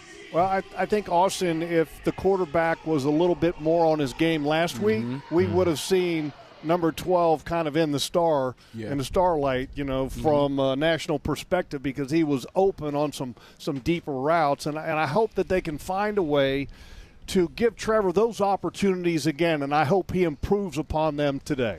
Yeah, look, Travis Hunter, to me, has met expectation. He is a really good football player. The ball hasn't found his hands on offense, and defensively, he just hasn't had a lot of plays, a lot of balls thrown in his direction. But when you watch him on the field, he's an impact player. And when he has touched the ball on offense, you can see that he is oh so close to having a breakout.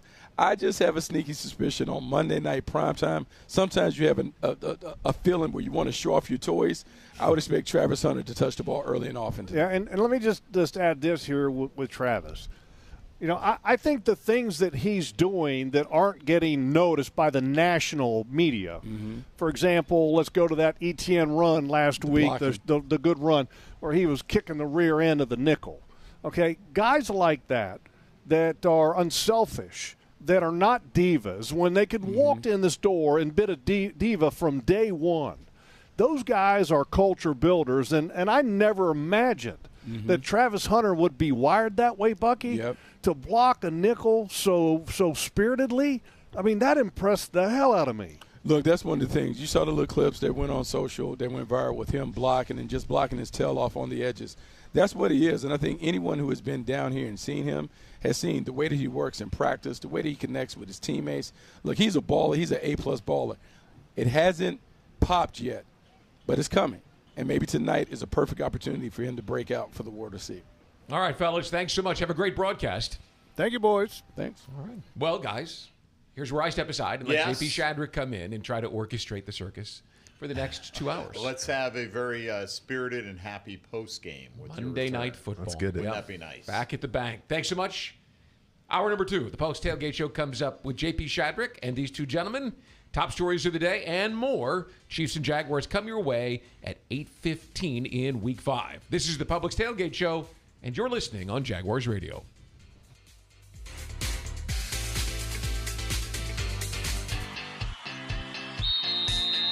It's game time, Jaguars fans. This season, feed your fandom with the Jaguars sub from Publix, the official supermarket of your Jacksonville Jaguars. Sink your teeth into crispy chicken tenders, boar's head bacon, melted cheddar, sweet coleslaw, and smoky barbecue mayo, all stacked on a fresh white roll. Taste the hype only at Jacksonville Publix locations. Publix, where shopping is a pleasure. Everyone circle up. I know it looks rough out there. Sure, we're down 24-6, but we came here to play differently. We need a game changer. Something like Ring Central, the business phone system that's more than a phone. I want you to communicate like you can talk to anyone, anywhere, all from the same app. Now get out there and play like you're using Ring Central. Ring Central. Simpler communications. Frank Frangie here. When you want barbecue in Jacksonville, you want Bono's Pit Barbecue. You can find Bono's locations all around town and on game day at Everbank Stadium because Bono's is the official barbecue of the Jacksonville Jaguars. Over 70 years of authentic Southern Pit Barbecue. We are the local barbecue joint in BBQval for generations of people in Jacksonville. Go to bonosbarbecue.com to learn more or call 904-880-8310 today. And remember, if you don't see a pit, it ain't legit. Listen up. If our kids are going to grow up healthy, we have to work together out there. A healthier tomorrow depends on the calls that we make today. It's about eating right and focusing on their physical and mental health. We should be reading to our kids every night. Can you give me 60 minutes of physical activity every day? Yes, I can. This is our healthy playbook. We do this as a team. Our kids win. Who's with me? Get healthy at nemours.org/Jaguars. Nemours Children's Health. Proud pediatric partner of the Jacksonville Jaguars. 2 hours ago, Kyle arrived at the bar. Hey, what's everyone drinking? 30 minutes ago, Kyle got his friends another round of drinks. Cheers! 5 minutes ago, Kyle decided to drive home drunk. A minute ago, a law enforcement officer pulled up behind Kyle. Sir, have you been drinking tonight? A chain of events that began 2 hours ago is about to change Kyle's whole world. Drive sober or get pulled over. Brought to you by FDOT. Mr. Chubby's Wings is a whole lot more than just wings. Craving the ultimate game day experience? Look no further. Swing by Mr. Chubby's and indulge in the biggest and best wings in town, all while soaking up the lively atmosphere with fellow sports fans. With plenty of game day specials and locations on the West Side, Fleming Island, Ponte Vedra Beach, and new this season, Everbank Stadium, they're here for all your game day needs. Mr. Chubby's Wings is a proud partner of the Jacksonville Jaguars. Mr. Chubby's Wings, before the game, after the game, and during the game.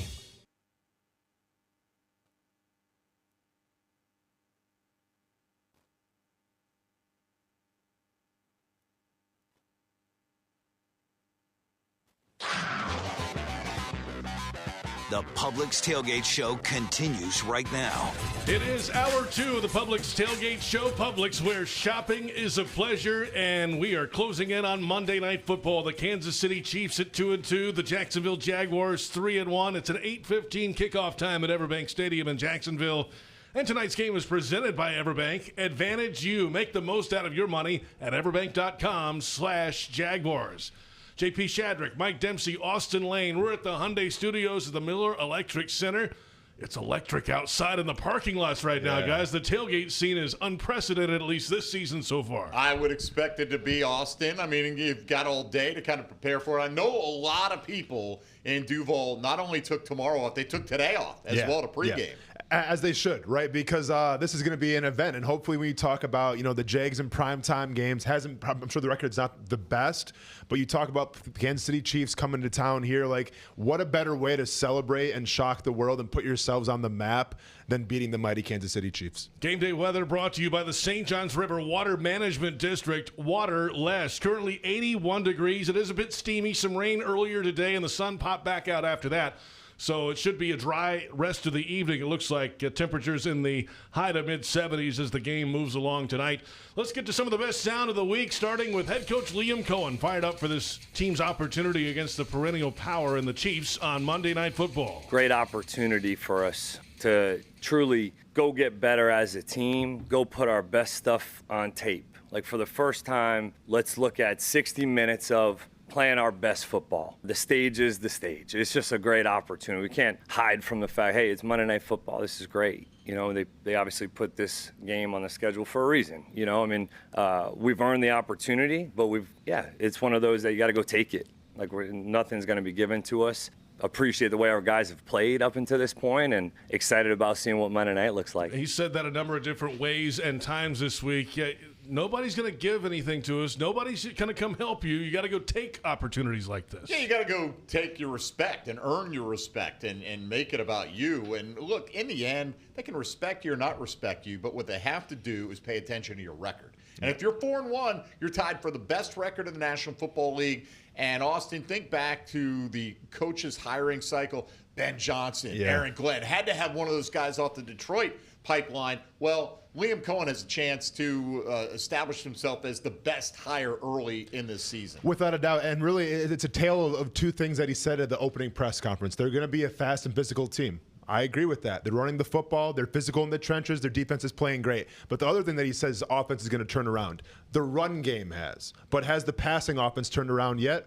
Not quite, and I think it's going to be a big night for Trevor Lawrence. If they want to win this football game, it's going to be with the arm of Trevor Lawrence. And they'll have to do it against the Chiefs defensive coordinator, Steve Spagnuolo, and his pressure. It's a key to their attack, and it could come from anywhere at any time, and quarterback Trevor Lawrence knows it's a priority. The feeling of, chaos of the defense, of, you never quite know what they're going to bring because they've shown so many different things. They're very sound defensively as far as, especially for all the different pressures they bring. A lot of times when teams do that, you feel like there's kind of holes everywhere, but they do a good job of matching different route concepts and playing different coverages that give them some flexibility in what they can bring. So they do a great job, always have. It's always a big week as far as game plan wise of what we're going to do and having a plan going in. The birthday boy Trevor Lawrence, of course, head on a swivel tonight. It can come from anywhere, Austen, at any time, and that offensive line has to be ready too. They're going to have a challenge. Chris Jones is still one of the best pass rushers in the NFL, and this is a guy who can play the 3 technique, goes to defensive end. I know his defensive line coach, Joe Cohen, very well, and Joe Cohen always kind of gets the best out of his guys, and they'll be ready to go tonight. So it's going to be a challenge for the Jaguars offensive line. Yeah, and really, George Karlaftis might be the most dangerous guy right now on that defensive line. Chris Jones is still a good player, but I don't know if he's played at that super elite level. Don't want that to start tonight.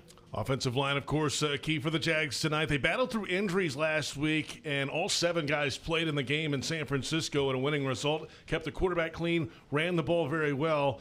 And you mentioned Chris Jones. Center Robert Hainsey understands the challenge of the Chiefs and those pressure packages. Probably the volume. There's so much that they do. You don't know what their flavor is going to be that game, but you got to be ready for all of them. And undoubtedly, there will be a look we didn't get to see and didn't practice. So have to adjust to it best we can on the field, talk about it on the sideline, be ready for it to come back up, especially if they hit us on it. So definitely volume and just being prepared for all of those things is the biggest thing. They're a very disciplined and talented group with great players across the board. So it's going to be an exciting matchup and a great opportunity for us to cut it loose. Busy night for Hainsey as well to call it out before it happens at the center position. And that group has been super consistent all year. After a training camp where there were so many different options and players and guys starting and different starting offensive lines day to day in training camp, it's been consistent throughout the season. Yeah, maybe we're just good 8 deep, right? Maybe they're just interchangeable. I don't want to test that theory, however, but what he's talking about, throwing a look at you that you haven't seen, that's exactly what Houston did. They came out with a 5-man front, and it took the Jags a little while to adjust to that. I think you've got to presume, Austen, that everyone's attack against the Jags right now is really focusing in on that running game, as we've talked about already for about an hour, and making Trevor Lawrence prove he can beat you. And what Kansas City does so well, too, is they disguise a lot of things, much like this Jaguars defense does, and it's going to be on the offensive line, on the center, but also on these receivers to communicate, right? We've seen a lot of pre-snap penalties. The crowd's going to be quiet when you're working on offense right now, so there's no excuse there in terms of the crowd noise and everything, but they have to communicate, and they have to stop with those pre-snap penalties. It would help to run the football efficiently as well. They've done that throughout the season with running back Travis Etienne Jr., now third in the NFL in rushing through the first 4 weeks of the season. Split time last year with Tank Bigsby, but on the Ozone podcast this week with John Oehser, Etienne shared what he learned from last year's experience. Everything is earned. I have to earn it every week. It's not guaranteed. It's not given to me. Coming off a back-to-back 1,000-yard season, going into that third year, I just kind of took it for granted that it was just going to be a successful year for me, and it didn't happen. And I feel like that was just God's way of humbling me and just letting me understand that, like, if I want something, I got to go out there and earn it each and every day. And I can't take anything for granted. So far, so good in the running game, but it's all 11 in the running game as well. Those wide receivers are out there blocking on that long run last week in San Francisco, and he's cutting and making good decisions in the run game. Yeah, I mean, it speaks a lot of volumes when you have your wide receivers blocking like they are, just because you don't really get a new contract for being a good, blocker as a wide receiver, at least a top dollar contract. But keep in mind, hopefully that pays dividends tonight, where if you can establish the run a little bit, hopefully that opens up now the play action and some deep passes, because that's one thing that's been lacking, I feel like, in this Jaguars offense is going deep and attacking teams deep. And you also don't get a big contract if you average under 4 yards a carry. Correct. And Travis Etienne is in a contract year, and the writing was on the wall. They drafted a couple of running backs, and he kind of rededicated himself, and the results are evident. This is the Publix Tailgate Show. JP Shadrick, Mike Dempsey, and Austen Lane. We flip it now to the Jaguars defense. The Jags, number 1 in the league in takeaways through the first 4 weeks. Number 5 in the league in red zone defense. And that part was huge last week for defensive coordinator Anthony Campanelli. Really, the guys, their communication, their ability to settle down, just keep playing through the rhythm of the down, understanding where you are on the field. And in some ways, it can be advantage defense, in terms of the field being oftentimes 3 times as wide as it is long. Just understanding how to play, what type of routes you're going to get. Anchoring down in the run game was something I thought we did a good job of last week in San Fran, especially early. They did a good job in their opening script and moved the ball down the field, and the guys really locked in and did a good job on our 3 red zone snaps down there. Yeah, a couple of long drives for San Francisco. They had to settle for field goals. Bend, don't break. Mm-hmm. That's a fine way to get started on defense. Yeah, I mean, look, you prefer not to even bend, right? But to be realistic, teams are paying a lot of money to these offensive skill players. They're going to make plays. I think the most impressive thing, Austen, is the Jags have felt like they're never out of it defensively, even when they give up a play like they did against Houston. Yeah. There's Nico Collins streaking down the middle, and here comes Tyson Campbell not giving up on it, punching the ball loose and basically sealing a win. And that is such a game changer too, right? Because a lot of times in the NFL, big plays happen. Like, the offense gets paid as well. But if you're on defense and your whole psyche, your whole ethos is, you know what, if I give a big play, let me make up for that by knocking the ball out or causing a fumble, that's everything. And right now that's contagious, because when 1 turnover happens, 5 turnovers happen. So it's cool to see it now with this Jaguars defense. They'd love to get some off Patrick Mahomes in tonight's game. Of course, scrambling ability and extending plays a priority tonight for this Jaguars defense to slow it down for Mahomes. Jaguars defensive end Hines Allen explains the strategy of rushing him this week. I think we can go after him.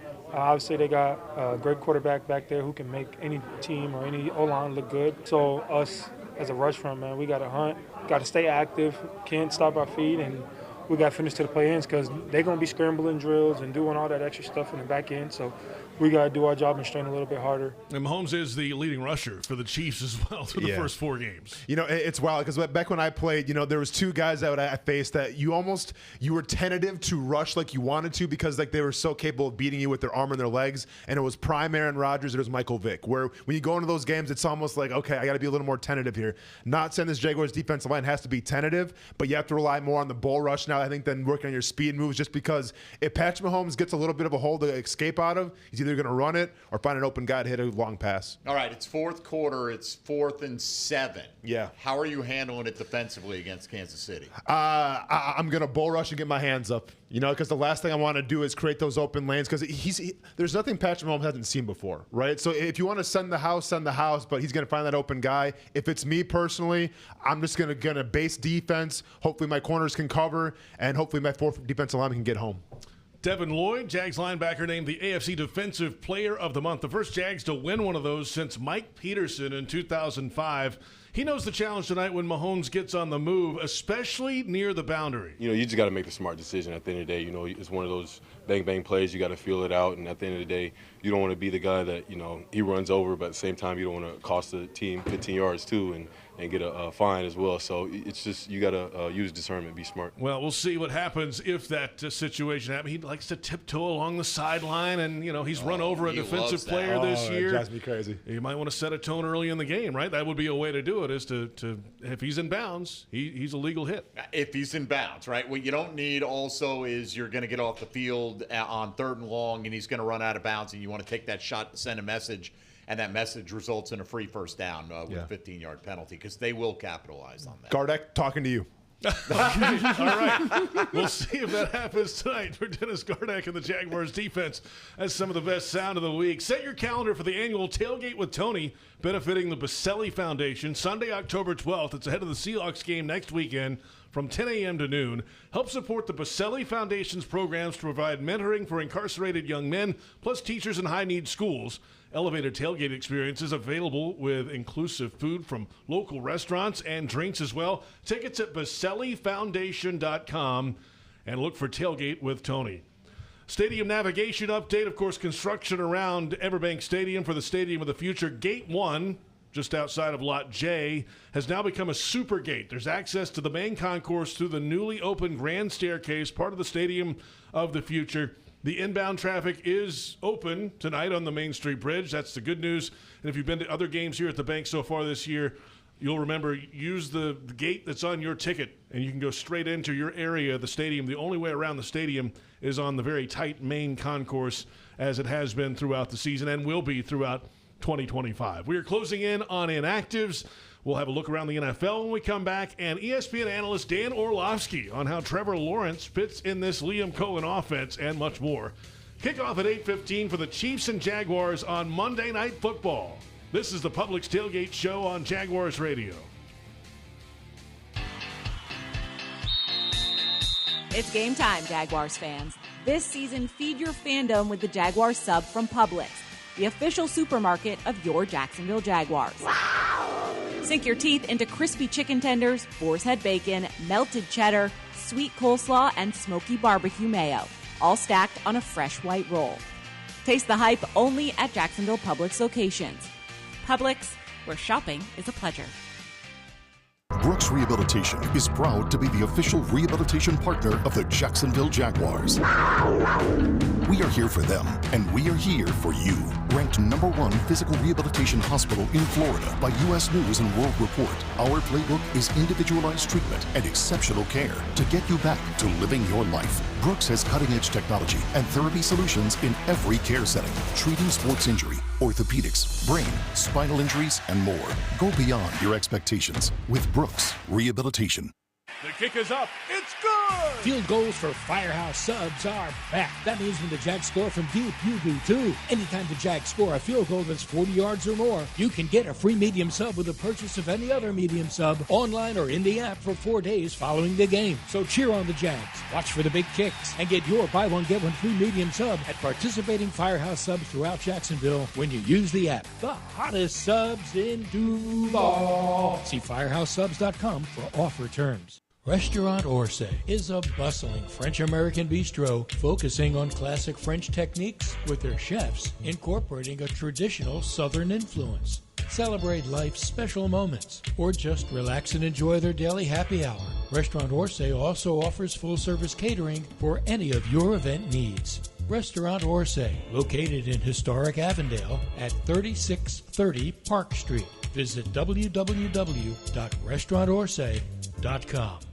Ride Now Jacksonville's second annual Bike Bash is Saturday, November 22nd from noon till 5. Enter to win a 2024 Kawasaki Ninja E1 ABS. Registration is free and you must be present to win. Go to ridenowjacksonville.com for more details. The first 25 people through the doors snag a free Kawasaki swag bag, plus food trucks, live music, vendors, and giveaways. Check out the all-new 2025 Ninja lineup from 500S to ZX10S. Ready to let the good times roll. Don't miss it. November 22nd, only at Ride Now Jacksonville. Hey, fellow Floridians, I'm Brenda Marie, pet parent to 7 precious pups, and a huge fan of natural gas. Hush, hush, you guys. When it's bath time, we love our natural gas tankless water heater. We get endless hot water when we need it, use less energy, and save money, too. Aw, yes, we do. Now, earn up to a $700 cashback rebate for installing a new energy-efficient natural gas water heater. To learn more, go to peoplesgas.com/rebates.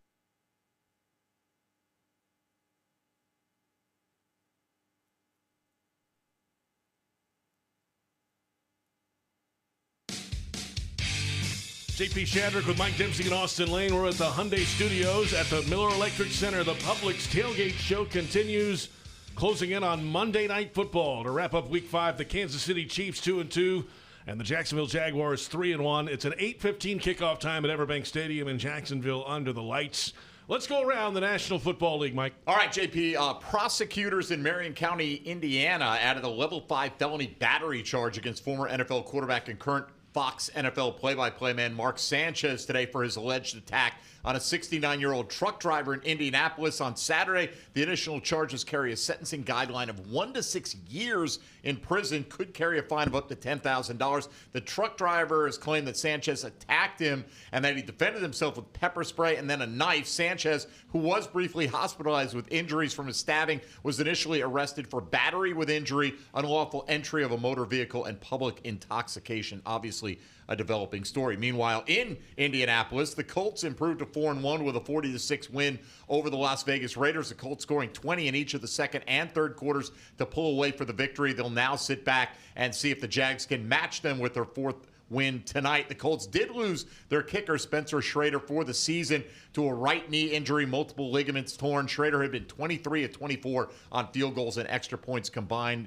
Indianapolis hosts Arizona in Week 6. The Houston Texans got their second win of the season, blasting the Baltimore Ravens by a 44-10 margin. C.J. Stroud threw 4 touchdowns for Houston. Former Jaguar Christian Kirk led the Texans in receiving yards, and that team is on a bye in Week 6. The Titans got their first win of the season after a comedy of errors by the Arizona Cardinals gave Tennessee a chance to come back from a 15-point deficit. Up 21-6, Arizona had an opportunity to ice the game when Amari DiMarcado broke loose for what should have been a 72-yard touchdown, but he lost the ball right before crossing the goal line. The Titans took over at their 20. Later, still leading by 9 with over 4 minutes to play, safety Dadrian Taylor Demerson intercepted rookie quarterback Cam Ward, only to fumble it and watch an Arizona teammate inadvertently kick the ball into the end zone. The Titans recovered that for a TD. They'd go on to win 22-21 on a walk-off field goal as time expired. Tennessee travels to Las Vegas to take on the Raiders in Week 6. Other finals from yesterday: Minnesota wins 21-17 over Cleveland. Carson Wentz picks up a left shoulder injury, although J.J. McCarthy, their second-year quarterback, expected back after their bye. New Orleans got their win over the New York Giants 26-14. Dallas beats the Jets 37-22. Denver gave Philadelphia their first loss of the season, coming all the way back from 17-3 down to win it 21-17. Carolina came back from a 17-point deficit to upset the Miami Dolphins 27-24. Tampa Bay fell behind to Seattle. You see a theme developing here, but they outscored them 38-35 on the road. Detroit got a 37-24 win over Cincinnati. Washington beat the LA Chargers 27-10, and the Chargers along the way not only lost the game, they lost rookie Omarion Hampton for a minimum of 4 weeks on injured reserve today with an ankle injury. And then finally Sunday Night Football, the Patriots upsetting the Bills, giving them their first loss, 23-20 the final. Antonio Gibson played very well, and although he ended up tearing his ACL on a kickoff return, he was placed on injured reserve today. His season is now done. Austin, Drake May down the stretch. Drake May's the real deal, man. I think that whole quarterback class has been pretty up and everything. But, yeah, Drake May might be another one now. I mean, they always say there's one team that finishes last in their division that always comes back and wins, goes to the playoffs the next year. Well, it will be the Patriots, will it be the Jaguars, or both? I got good news for you guys. If the Jags score in the third quarter tonight, you score free cheese curds courtesy of Culver's. Keep listening to tonight's broadcast for more information. I'm going to have to go on the field and start calling plays myself if it gets a little stagnant, man. Just get those cheese curds are legit. Gotta have it. Got to have it after halftime. Yeah. Certainly. Dan Orlovski, part of the massive ESPN presence today on pregame coverage for Monday Night Football. And plenty to discuss this week in our conversation, especially with Liam Cohen's offense and how Trevor Lawrence can improve in it. The timing and the connection with BTJ, started off like, not great the first week or two. And then this last 2 weeks, better and better and better. And so that's a huge deal, because I would tell you the thing pass game wise that does, at least of his pass, stand out about Liam is there was always that receiver that they would run their offense through. Certainly Mike Evans being that guy in Tampa Bay, and they would run their pass game through him in many ways. You get him one-on-one, we want to throw him the ball. You don't, we want to have options and or people opposite that. So the past 2 weeks, I feel really encouraged just with that connection. I think the second thing is, my whole thing with Trevor has always been, he's so ridiculously talented. I always wanted him to play quarterback, almost like a boxer in the 12th round of a heavyweight fight, just come out and swing, and obviously you play under control and you make good decisions, just come out in attack mode. And I've always said, like, if you just watch him and when he throws the football, does his body like almost stay back, or does he try to drive through every throw? And again, I would say in the past couple of weeks, it feels like everyone is this haymaker that he's trying to land. I don't care if it's a 20-yard ball or a 5-yard ball. And so I'm very encouraged by that. I've always believed that Trevor's had this ridiculous talent, and I just want I want him to just go play to his capability. I think the next step is, he's got a great connection with Strange. That's really good. Their screen game is getting better and better. That's something that's always been a part of Liam's offense. The play action game that's probably that next step. They're running it so well. They've got such creativity in their run game, diversity in their run game. The play action game to help with some of those chunk throws. I think their under center drop back game for completions. Not a lot of teams in the NFL doing that. I think you should. I love it. And so I'm encouraged with the past couple of weeks by his performance. But again, also this whole offense. What's changed with the Chiefs after the first 2 weeks? Yeah, I mean, schematically, there's been alterations, and that's probably the thing. There was two teams really that piqued my interest as far as what they did offensively that was different this past week. The Chiefs were one of them. I am of the belief right now in the NFL that we're a little bit back in time. I really believe offensively, you have to be willing to put the quarterback under center 15 to 20 times a game. You got to put bigger bodies on the field. You got to run teams out of the defense that they want to play in. It's not 2019 anymore. And they really hadn't done that the first 3 weeks. And then this past week, they did. I mean, Patrick was underneath the center, 17 snaps this past weekend. And their run game wasn't dominant, and I don't think it's going to be, but it was efficient. And I think that's the thing that stood out, and that'll be the challenge is like, they put a 6th offensive lineman on the field this past weekend. That's a little bit of a wave in the NFL. And so is that continuing to be a part of their identity? Because I do think it allows them to be efficient. I think it helps their offensive line. Obviously, Xavier Worthy coming back is a big deal because not only the opportunity to throw the ball downfield, but he's also a touches guy to go get 8, to go get 12, to go get 20 with a jet sweep or a screen or a reverse and something like that. And so much different offensive philosophy this past week. I hope for their case, it's part of who they're going to be moving forward. We'll find out on Monday night if, again, they do it 2 weeks in a row. But I was very pleased with seeing that out of that group. What about defensively? When you get in 3rd and long against this group, I mean, against any group, but certainly with this coordinator and the way they play defense, how do you attack it? Yeah, I think early downs, you have to be, ready for pressure at all times. Crazy pressures.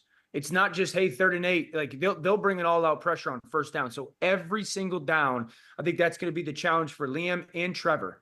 Every down has got to be you're on a 10 awareness-wise because it can come at any point. You got to have that answer. And then the second thing is to really have success against this offense defense, if you want to be aggressive on early downs, you got to get in some type of bunch or shrunk down formation to force communication. They've struggled with that at times.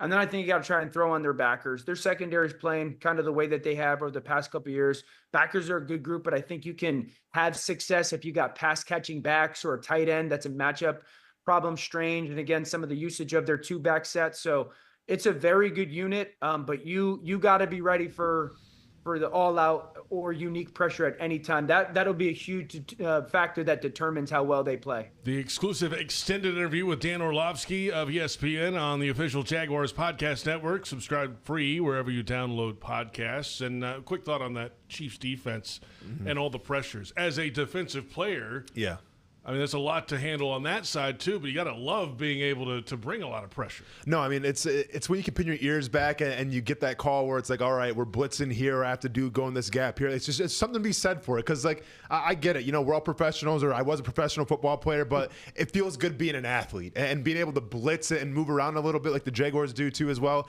It makes you feel like an athlete. It's almost like you're a kid on a playground again. And then on the offensive side of things, to be prepared for it all night long, head on a swivel, right? This thing's never going to stop. No, without a doubt.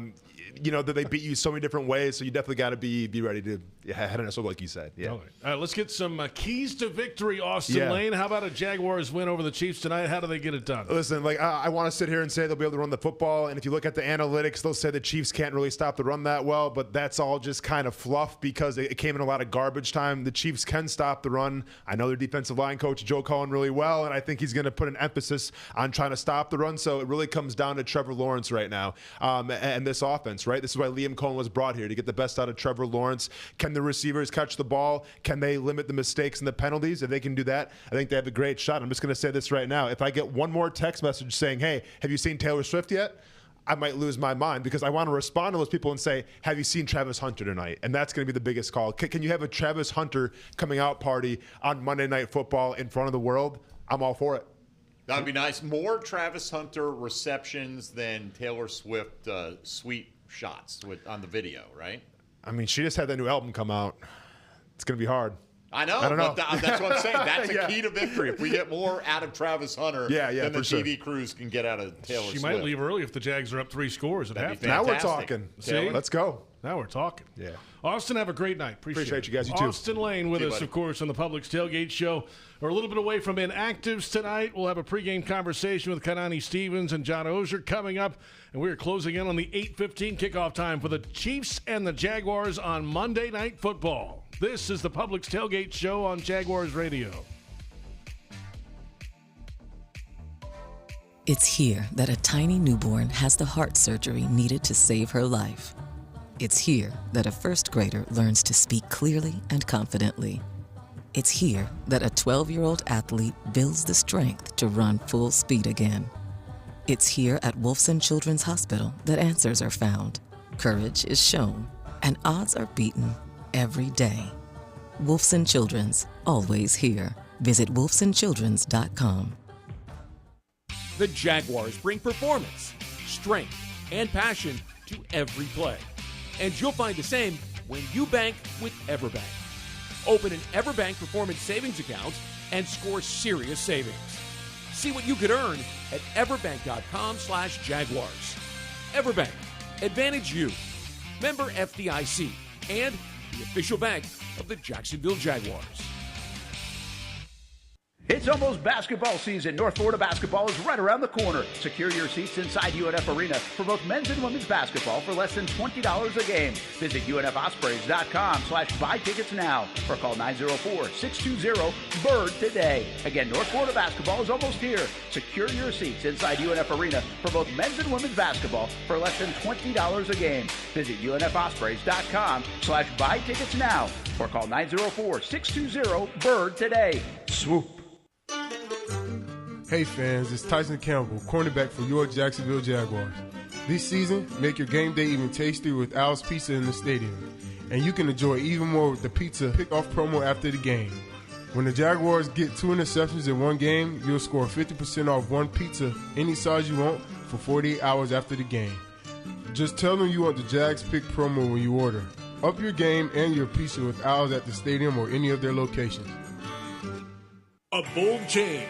A historic development is underway for the Bold City, and the Jacksonville Jaguars and team partners are a part of it. Introducing First and Forward, a development partner program highlighting the significant contributions made toward the transformative efforts to the city of Jacksonville. Thank you, Belter, Brooks Building Solutions, Jackson Electric Supply, Office Images, Sims Crane, Start Tech, and People's Gas. Championing progress on the field and in the community. The First and Forward program. The First Coast Forward Together. To learn more, visit Jaguars.com/forward together. Frank Frangie here. When you want barbecue in Jacksonville, you want Bono's Pit Barbecue. You can find Bono's locations all around town and on game day at Everbank Stadium, because Bono's is the official barbecue of the Jacksonville Jaguars. Over 70 years of authentic Southern Pit barbecue. We are the local barbecue joint in BBQval for generations of people in Jacksonville. Go to bonosbarbecue.com to learn more or call 904-880-8310 today. And remember, if you don't see a pit, it ain't legit.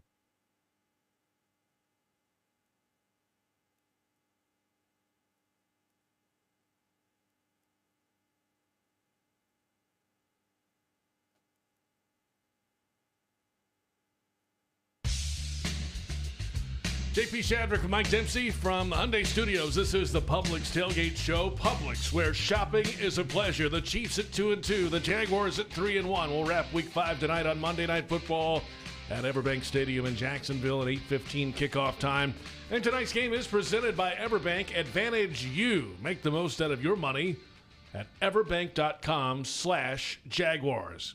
Jags' last win over the Chiefs, 2009. Chiefs have won the last 8 meetings, including the playoff game, the divisional round game in Kansas City after the 2022 campaign. So the last 7 in the regular season, but they haven't seen this Jaguars team yet, Mike. That's got to be the approach. Well, it is a new team. It's like we were talking about it earlier. Liam Cohen doesn't care about the past track record of the Chiefs. He shouldn't care about the past track record of the Jaguars, quite frankly, because that has no bearing on what goes down tonight. He is coaching them, playing good football, aggressive football, taking advantage of opportunities. The Chiefs don't give you as many of those opportunities, particularly to take the ball away. So when they're there, you got to strike. From the backyard to the beaches, the Ford F-150 with available Pro Power on board gives you the power of a mobile generator. Ford, proud partner of the Jacksonville Jaguars. See your local Ford dealer today. Let's head inside Everbank Stadium to the broadcast booth, presented by Heritage of North Florida. Kainani Stevens, Jaguars reporter, and John Oehser, Jaguars.com senior writer, joining us now. Monday Night Football. The lights are on at the bank. Good evening. Yeah, and I couldn't agree with you guys more that anything that happened in the past just feels like it doesn't apply. And I interrupted Kainani, so I'll let her go a little bit. But it's such a new feeling that I just think that anybody who's thinking about the last 15 years of this rivalry, this is a new team, and I'm excited. I like this team's chances tonight, Kai. It's nice to be dispelling some of the bad records that the team has, right? We talked all week long about how terrible they play on the West Coast, and they're awful in California, and they go out and they get a pretty impressive road win. So, yeah, they haven't won on Monday Night Football in a while. They haven't won against the Chiefs in a while, but it doesn't feel like it's an impossibility. There's other times where you're like, oh, maybe I don't know about this, but it very much feels like this is going to be a close one tonight. Yeah, they are checking boxes, Kai, as you said. One box we'd like to see is Trevor Lawrence winning here on Monday Night Football on his birthday, having a big performance. And I think we all expect that every team now is going to make the Jags try to prove that they can beat them with the pass, at least attempt to slow down the running game. Hasn't been successful. Do you think Trevor Lawrence in the passing game is up for that challenge tonight?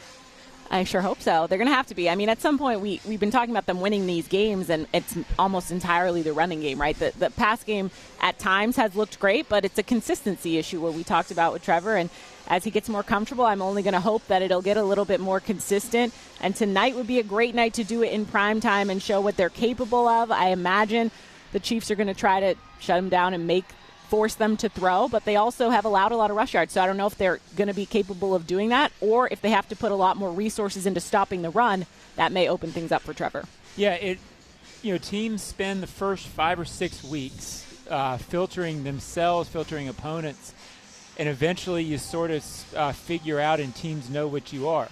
And I think, Mike, you said it. The Texans played the Jaguars like that, and the Jaguars, until that last pass to Brian Thomas Jr., that worked.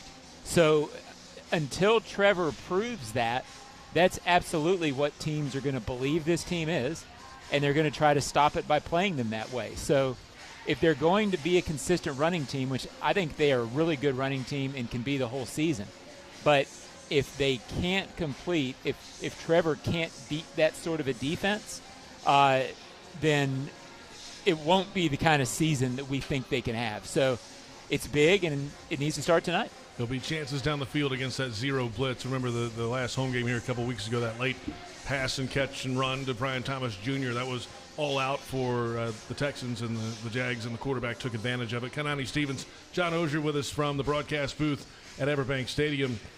Okay, on the other side now, Patrick Mahomes is, yes, the quarterback, but he's also the leading rusher right now for the Chiefs, and he wants to extend and keep looking downfield and then run when he needs to in those key moments. Along the sideline, it gets weird. So how do you contain Patrick Mahomes in terms of scrambling ability tonight? Well, I think the blueprint was the Super Bowl, which is to get just massive pressure, and if you get enough pressure, then the scrambling doesn't work because you don't have time to do it. Now, obviously, not everybody in the league has been able to do that because I said the word Super Bowl, which means nobody in the AFC could do it last year until they got to Philly. But that's always the formula against a quarterback, and a contained rush, controlled rush, all those things you'll hear tonight.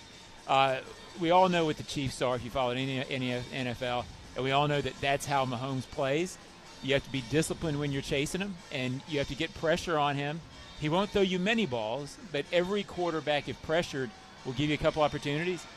To me, Kai, the key is you can't see Jaguars defenders walking off the field frustrated, oh, I almost got that pick. When you have the opportunity for it, you have to take advantage of it. And near misses get you beat against the Chiefs. And I think discipline is a key word, because I'm sure Coach Campanelli's got something dialed up into what will work for the Jaguars roster that they have against Patrick Mahomes, and it's going to be staying where you need to be. Because I think a lot of teams go in and they're like, oh, I'm so close, and they go for, a sack, and that's when Mahomes goes around him and creates an explosive play, and that's what kind of bites them, because it's about containment as well, right? Because we saw this Chiefs offense the first couple of weeks. They didn't have Xavier Worthy, and they looked completely different. So if you can contain him, and I don't know what the exact coverage plan is going to be for Worthy tonight, but if you can kind of control that a little bit, it closes off a lot of options for them. They haven't had much of a run game, as you mentioned. Patrick Mahomes was their leading rusher. So if you can close off some of those avenues, it makes it more difficult. And not that they're incapable. The Chiefs are certainly capable of doing that, but you have to make it hard on them. And to contain Mahomes, you've got to have, your full complement of guys, at least you prefer to. And we'll find out in less than 10 minutes officially on Trayvon Walker's status. But a lot of people say it's been leaning towards him not being active tonight, guys. So do we see Josh Hines Allen maybe utilized in some different ways that have not shown up on film this year to give Kansas City something else to think about? Yeah, maybe. I mean, you would think that they would try to throw something they haven't seen. But Josh Hines Allen has been fantastic doing what he's doing. So I don't think you ask him to change very much. He's been a dominant game wrecker. Even though he doesn't have the sacks to go with it, he is disrupted. If he plays as well tonight as he has the first 4 games, they'll take that from him, and they will disrupt Mahomes. Now, can other guys get the accompanying pressure that you need to get sacks? That's always the question against Mahomes. And obviously if Trayvon can't go, that's going to be a huge loss, because he does so many things, whether it's pass rush or elsewhere, that affect the defense. Even when he went out in that game against the 49ers, you can see the shift in the defense.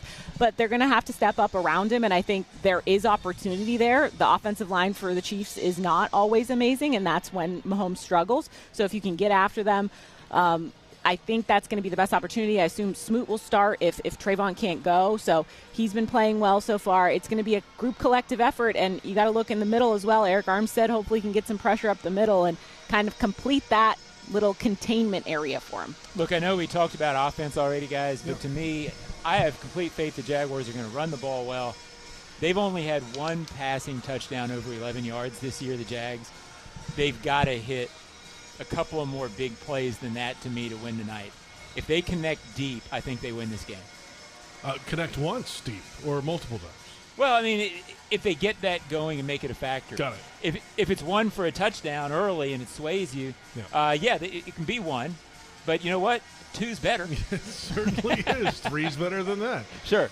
John Ozier and Kanani Stevens joining us from Everbank Stadium in the broadcast booth. Final couple of moments here. And back to that Chiefs offensive line. They got a rookie left tackle in Josh Simmons. And, of course, we know Jawan Taylor, the right tackle on the other side, the most penalized player in the NFL so far this year, and I think last year too. So we'll see what happens when they line up against those guys. A final thought with Kai and John from the broadcast booth here, and you can't overhype the moment. Yes, it's a big moment for the organization. Lights are on Monday night at home, but it is only week 5 at the same time. There's a lot of football left, but what would a winning result mean for this organization and for this team? Well, I think it would verify for fans who you feel coming around to this. It would be a huge thing for the fans and for the players. But I think bigger for observers to say, okay, they're for real. I think the key, Kai, is I don't get a feeling the Jaguars particularly care about the uniforms and the helmets on the other side of the field. I think they believe they can go in this game and win just playing their game. I think that's been sort of their superpower so far, is they don't care what people think or what's happened in the past.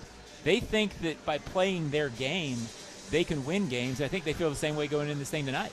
Yeah, they definitely feel like they're not necessarily, obviously, playing for your opponent, but they're not necessarily trying to cater to what the other team does bad. They feel like what they have going is good. They're trying to adapt what they're good at going forward. I will say if they get a dub, I think that's going to be huge, and it's a statement win on prime time to do that. Sure. And I think after looking back, I'm sure that will give them a little bit of a boost because, you want to be able to say that you can compete with the best teams in the league. And when you go out and win a game like this, and the Chiefs are back to kind of playing to what we have seen of their standard after that win over the Ravens last week, this is a measuring stick game. I think that's an accurate statement to put, and I think for the national audience to get to see whatever the Jaguars put out here tonight is going to be big because especially when you're starting with a new regime, you want them to see not the same old Jags, as they always like to say. It's different now, and you want that on a national stage. No doubt. Lights are on, and they're bright. It's Monday Night Football. You'll enjoy tonight. Appreciate it. Bye, guys. Kai Stevens, guys. John Ozier joining us from the broadcast booth. Check out Kai and John on Jags AM Monday, Wednesday, and Thursday mornings on Jaguars.com. Leonard Skinnard is coming home, by the way. They're bringing the Stars and Stripes with them. Celebrate Southern Rock and American Pride with Skinnard Rocks the Red, White, and Blue. It's a special night to support St. Michael's soldiers and the brave men and women of the U.S. Armed Forces. Saturday, November 8th at Daly's Place, a little over a month away. Get your tickets now, dailysplace.com/events, or call 904-633-2000. Inactives are due. We'll get those when we come back. And, of course, at 7 o'clock, it is Jaguars Radio Network coverage. Countdown to kickoff starts then at 7. Up next, though, a fantasy forecast. Frank Frangie in the broadcast booth. Chiefs, Jaguars at 8:15 on Monday Night Football. This is the Publix Tailgate Show on Jaguars Radio. What's here is a place that generations have trusted to help their kids grow up healthy and strong. What's here are caregivers with knowledge and expertise rivaling any children's hospital in the world. What's here is the only Level 1 pediatric trauma center in our region. What's here is Wolfson Children's Hospital, with the technology, research, and dedication to save and change countless young lives. Wolfson Children's, always here. Visit wolfsonchildrens.com. Hey, Duval, here's your chance to be face-to-face with the Jags as they take the field on game day. Jump in the shadows and experience the Jaguars like never before. Enter today at everbank.com/shadows for your chance to be part of the action. No purchase necessary to enter or win. Open to legal residents of the 50 United States and D.C., 18 and older. Entry periods for the sweepstakes are from 8/4/25 to 12/21/25. For official rules and complete details, visit everbank.com/shadows. Sponsor and administrator, Everbank, N.A. member FDIC. To everyone who craves a fresh meal made just for you, let our team member Jacob share what's special about Culver's. In Wisconsin, our food comes from the heart, and taking the time to handcraft your meal with care is how we've always done it at Culver's. It's why your Butterburger doesn't touch the grill until after you order. Come to Culver's and let us serve you a Butterburger, made special just for you. From Wisconsin with love, welcome to Delicious.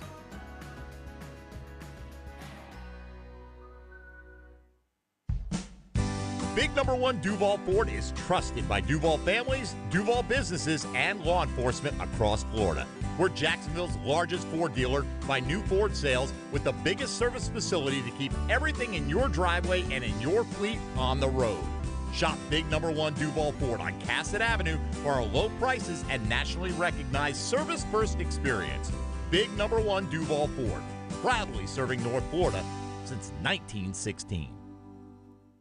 The kick is up. It's good! Field goals for Firehouse Subs are back. That means when the Jags score from deep, you do too. Anytime the Jags score a field goal that's 40 yards or more, you can get a free medium sub with the purchase of any other medium sub online or in the app for 4 days following the game. So cheer on the Jags, watch for the big kicks, and get your buy one, get one free medium sub at participating Firehouse Subs throughout Jacksonville when you use the app. The hottest subs in Duval. See firehousesubs.com for offer terms.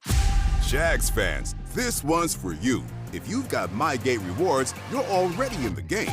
But now you've got a shot at the ultimate prize, meeting QB1 himself, Trevor Lawrence, at Everbank Stadium with 3 friends by your side. With the MyGate Rewards Gatorade Club, every 5 Gatorade items you purchase equals 1 entry toward your chance to win. Stack them up and score big. See store for details. Gear up for the season. Gates got you.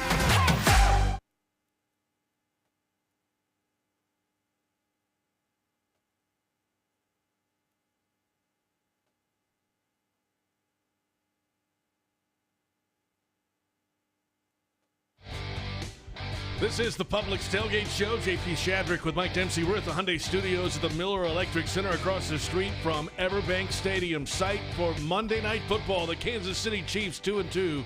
The Jacksonville Jaguars 3-1. It's an 8:15 kickoff time. And tonight's game is presented by Everbank. Advantage you. Make the most out of your money at everbank.com/Jaguars. Inactives are in as we close in on kickoff tonight, and the Jaguars have a number of players down, including Trayvon Walker. Defensive end will not play with that wrist issue. He had a minor surgical procedure earlier this week. Well, it's minor if it doesn't happen to you, I suppose, but it is his wrist. He's not playing in tonight's Monday Night Football game, unfortunately. Yasir Abdullah, linebacker, is out. Wyatt Milam, offensive lineman, is out. Denny Strigo is out tonight, as well as Colin Saunders, senior, on the defensive line. The Jaguars actually signed Quentin Morris to the active roster off the practice squad. They had elevated him so many times they had to do it, and they cut running back Cody Schrader to make room in a roster move earlier today. Mike? I got a half dozen for the Chiefs here. JP, Christian Fulton, their cornerback, will not be suiting up tonight. Other inactives include defensive tackle Omar Norman Lott, defensive end Malik Herring, tight end Jared Wiley, running back Elijah Mitchell, and center Hunter Norzad are all the 6 guys down for Kansas City. There you have it. The inactives are in, and we're closing in on Countdown to Kickoff on the Jaguars Radio Network, presented by the University of Florida, the #1 university in the U.S. News and World Report's #1 state for education. It's time now, Mike, for a fantasy review. Recap. Yeah, what went down. Obviously, these injury reports are something fantasy managers watch very closely. Well, you know this, Omarion Hampton needs to be out of your lineup for at least the next month. The rookie running back out of North Carolina picked up an ankle injury. This is on the heels of Najee Harris already being out for the year for the L.A. Chargers. So Hampton goes on IR today with that ankle. Was in a walking boot after the game yesterday. He's going to miss at least 4 games. Hassan Haskins and Kamani Vidal are the 2 guys on the roster that would be competing for touches right now. So they'll be very hot pickups on the fantasy waiver wires this week. Kyler Murray left the game with a foot injury yesterday, but did return. He's projected to be active in Week 6 for the Arizona Cardinals. Darius Slayton of the New York Giants, not as fortunate, filling in for the injured Malik Neighbors, who's out for the year. Slayton picked up a hamstring injury and is expected to miss the next couple of weeks. Bucky Irving of the Tampa Bay Bucks, we thought he was dealing with a foot injury that was going to keep him out of action, but it turns out he actually has a shoulder injury that he didn't report to the team immediately, but that is what kept him from playing this week. He's expected to miss another week or 2 for Tampa Bay. Rashad White, in his absence, scored a couple of rushing touchdowns. If he's available on the waiver wire, you'd want to grab him for sure. Spencer Schrader has been one of the best fantasy kickers of the season for the Indianapolis Colts. He tore multiple ligaments in his knee yesterday. as he got run into on an extra point. He is done for the season, as is Antonio Gibson, the running back for the New England Patriots, who got a lot of playing time last night at the expense of rookie Travian Henderson, but he tore an ACL on a kickoff return. He'll be out for the year. Some of the fantasy standouts from yesterday: 3 quarterbacks threw a quartet of touchdowns. Sam Darnold did it in defeat for Seattle as they put up 35 against the Bucs, but it wasn't enough. Dak Prescott and C.J. Stroud, a couple of Texas quarterbacks, did it in their victories. Dallas beating the Jets, and C.J. Stroud and the Texan offense got untracked against Baltimore's porous defense. They've got a bye next week. Rico Dowdle, 206 yards and a touchdown, filling in for Chuba Hubbard. You wonder if that's not going to be more of a head-to-head split going forward now in the Carolina backfield. Javonte Williams continued his outstanding season with 135 yards on the ground for Dallas. Breece Hall, Ja'Cory Krosky-Merritt, and Quinshon Judkins all going over the century mark as well. Emeka Egbuka was the leading receiver in fantasy yesterday, 163 yards and a touchdown. Stephon Diggs against his old team, the Buffalo Bills, had 10 grabs for 146 going back to last Thursday night. Kendrick Bourne filling in because the Jags beat up a lot of those San Francisco receivers. Bourne had 10 grabs of his own for 142. And then finally, 3 tight ends getting in the end zone twice yesterday. Jake Ferguson of the Dallas Cowboys, Theo Johnson, maybe that's a hookup to look for with rookie quarterback Jackson Dart doing it, and A.J. Barner for Seattle found the end zone a couple of times. I know fantasy owners love to see the Ravens facing off against their skill guys. Right? Anybody right now. And Dallas is the other one. I mean, the hot play this week, if you're playing DFS, daily fantasy sports, DraftKings, FanDuel, that kind of stuff, was Justin Fields going up against Dallas's porous defense, and he paid off with a monster game. There you have it. Fantasy Review is in from Mike Dempsey. The Jaguars broadcast booth is presented by Heritage of North Florida, Jacksonville's premier roofing and remodeling company. Let's head there now at Everbank Stadium. Frank Frangie will have the call tonight for the Jags and the Chiefs on Monday Night Football. Big opportunity for the Jags tonight, Frank. Good evening. Good evening, JP, to you and Mike, and you're exactly right. This is a fun night, man. They're all fun, but the stadium looks fantastic, the black end zones and the logo and the Prowler uniforms. And you're right, JP, a game that everybody's watching. You're playing the premier franchise in the NFL, perhaps, and you've got a chance to really make a statement. Fun night tonight on the First Coast, no question. Frank, were you rocking your mid-'90s starter jacket tonight? I mean, I saw Trevor Lawrence. I don't know if it was starter brand, but he went old school tonight. I figured you might as well. I should have, Mike. I probably could pull that off if I could find it. The finding it is the hard part. But, yeah, it's got that feel to it, doesn't it? A look back for sure. This is awesome. Well, tonight a lot is on the shoulders of Trevor Lawrence, Frank, as we expect most defenses are going to try to take away the run. Easier said than done, but he turns 26 today, and this is a great opportunity for him to really position the narrative for the rest of the season for how he'll play and how the Jaguars will play. Mike, I think you're dead on. I heard you talking about it earlier in the program today, and I think you're dead on. People have a way they're going to play Trevor, and they're going to make Trevor prove that he can beat that way of playing him, whether that means stuffing the run or crowding the box or whatever they do with rush packages and coverage packages. They're going to make Trevor Lawrence, like you do often with young quarterbacks, and you make them prove that they can do what you're not sure they can do. So, yeah, the pressure's on him. The other part is, too, I say this all the time, no matter who's playing, you're watching the quarterback. I don't care if it's a team with their third-team guy. Everybody watches the quarterback. That's what you do when you watch a football game. Well, tonight everybody watches. It's Monday Night Football. I heard Jeff say it earlier that sometimes when Sunday night you're traveling and even though other primetime games are primetime, it's not like this. This is a game everybody watches. It's a game everybody gets excited about. And, Mike, to your point, that means there's pressure on the quarterbacks, and that includes Trevor Lawrence for sure. Well, the Jags would love to get some pressure on the other quarterback, Patrick Mahomes. And when they do, though, he can move. He likes to extend plays, go towards the boundaries, slide, all those things. It's got to be a little bit of a challenge for this Jaguars defense tonight. First off, to contain him, and then when he does get loose, there's a fine line between making a tackle or getting a flag sometimes. Well, that's true for sure. But you know what, JP? You're right about that. He makes great plays off schedule. But I'd rather see a game where he's having to make those no-look passes and those sidearm passes and that magical stuff he does because the pocket's not clean. That's the idea. You can't control always what he does off schedule. He may be the best player in the NFL. All right, so he's a great player, and he's proven that, and he does magical stuff. But I'd like to see him have to do that magic. You know what I mean? I'd like to see the Jaguars chase him out of there. Obviously, Trayvon's not going to be out there, so you have to find different ways to get that rush packaging going. But I hope Patrick Mahomes is having to make the kind of plays you're talking about, because that means the Jags have him running around a bit. And that's a gigantic, obviously, by the way, that's a gigantic piece of this game tonight. All right, Frank, the Jags have been the irresistible force in taking the ball away. And for the most part, ball security's been the immovable object. Chiefs only have one turnover. Which side has the advantage in that category tonight? I would say this. The Jags have found something with the way they're playing, with a lot of zone, Mike, and a lot of people with their eyes on the quarterback and practicing how they punch the ball out. I would be surprised if there's not a turnover or two by the Chiefs. There may not be 3 like the Jags have been getting, but I think that's real. It's been 4 games now. It's happening all the time. Balls are popping up on the ground, and so I think the Jags have found a little bit of the secret sauce in terms of getting the ball out. So I'd be surprised if all of a sudden that stops cold turkey. But you're right.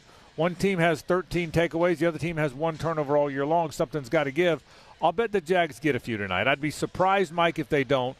And I think that's a big part of the game. Obviously, the Chiefs are really good. I mean, if part of what you do is get the ball away and you're playing a really good team, it's more important in that game that you get the ball away. I'll bet they get a couple. 1 or 2 tonight. I'd be surprised if they don't. All right, Frank, packed house and standing room tickets being sold late in the week last week. Should be an epic scene here tonight at the bank. No question, JP, and I hope everybody wears their teal. I'm already seeing some teal in the stadium already. It's really going to be we don't get enough of these nights. Nobody does, not just the Jags. Teams wish they had games like this all the time. When you get one, embrace it and treasure it and have a big time, and I think everyone's going to tonight. The Chiefs get enough of these nights. Yeah, they get plenty. I guess some people get plenty of them. You're exactly right, JP. But it'll be a fun night tonight, no question. They're the one. Frank, have a good one. Frank Frangie joining us from the broadcast booth at Everbank Stadium. And up next is Jaguars Radio Network coverage. Countdown to kickoff. We'll hear from Dan Orlovski of ESPN, Fred Taylor, and the final word before kick with head coach Liam Cohen. 8:15 kickoff time on Monday Night Football, and thanks for listening to the Publix Tailgate Show on Jaguars Radio.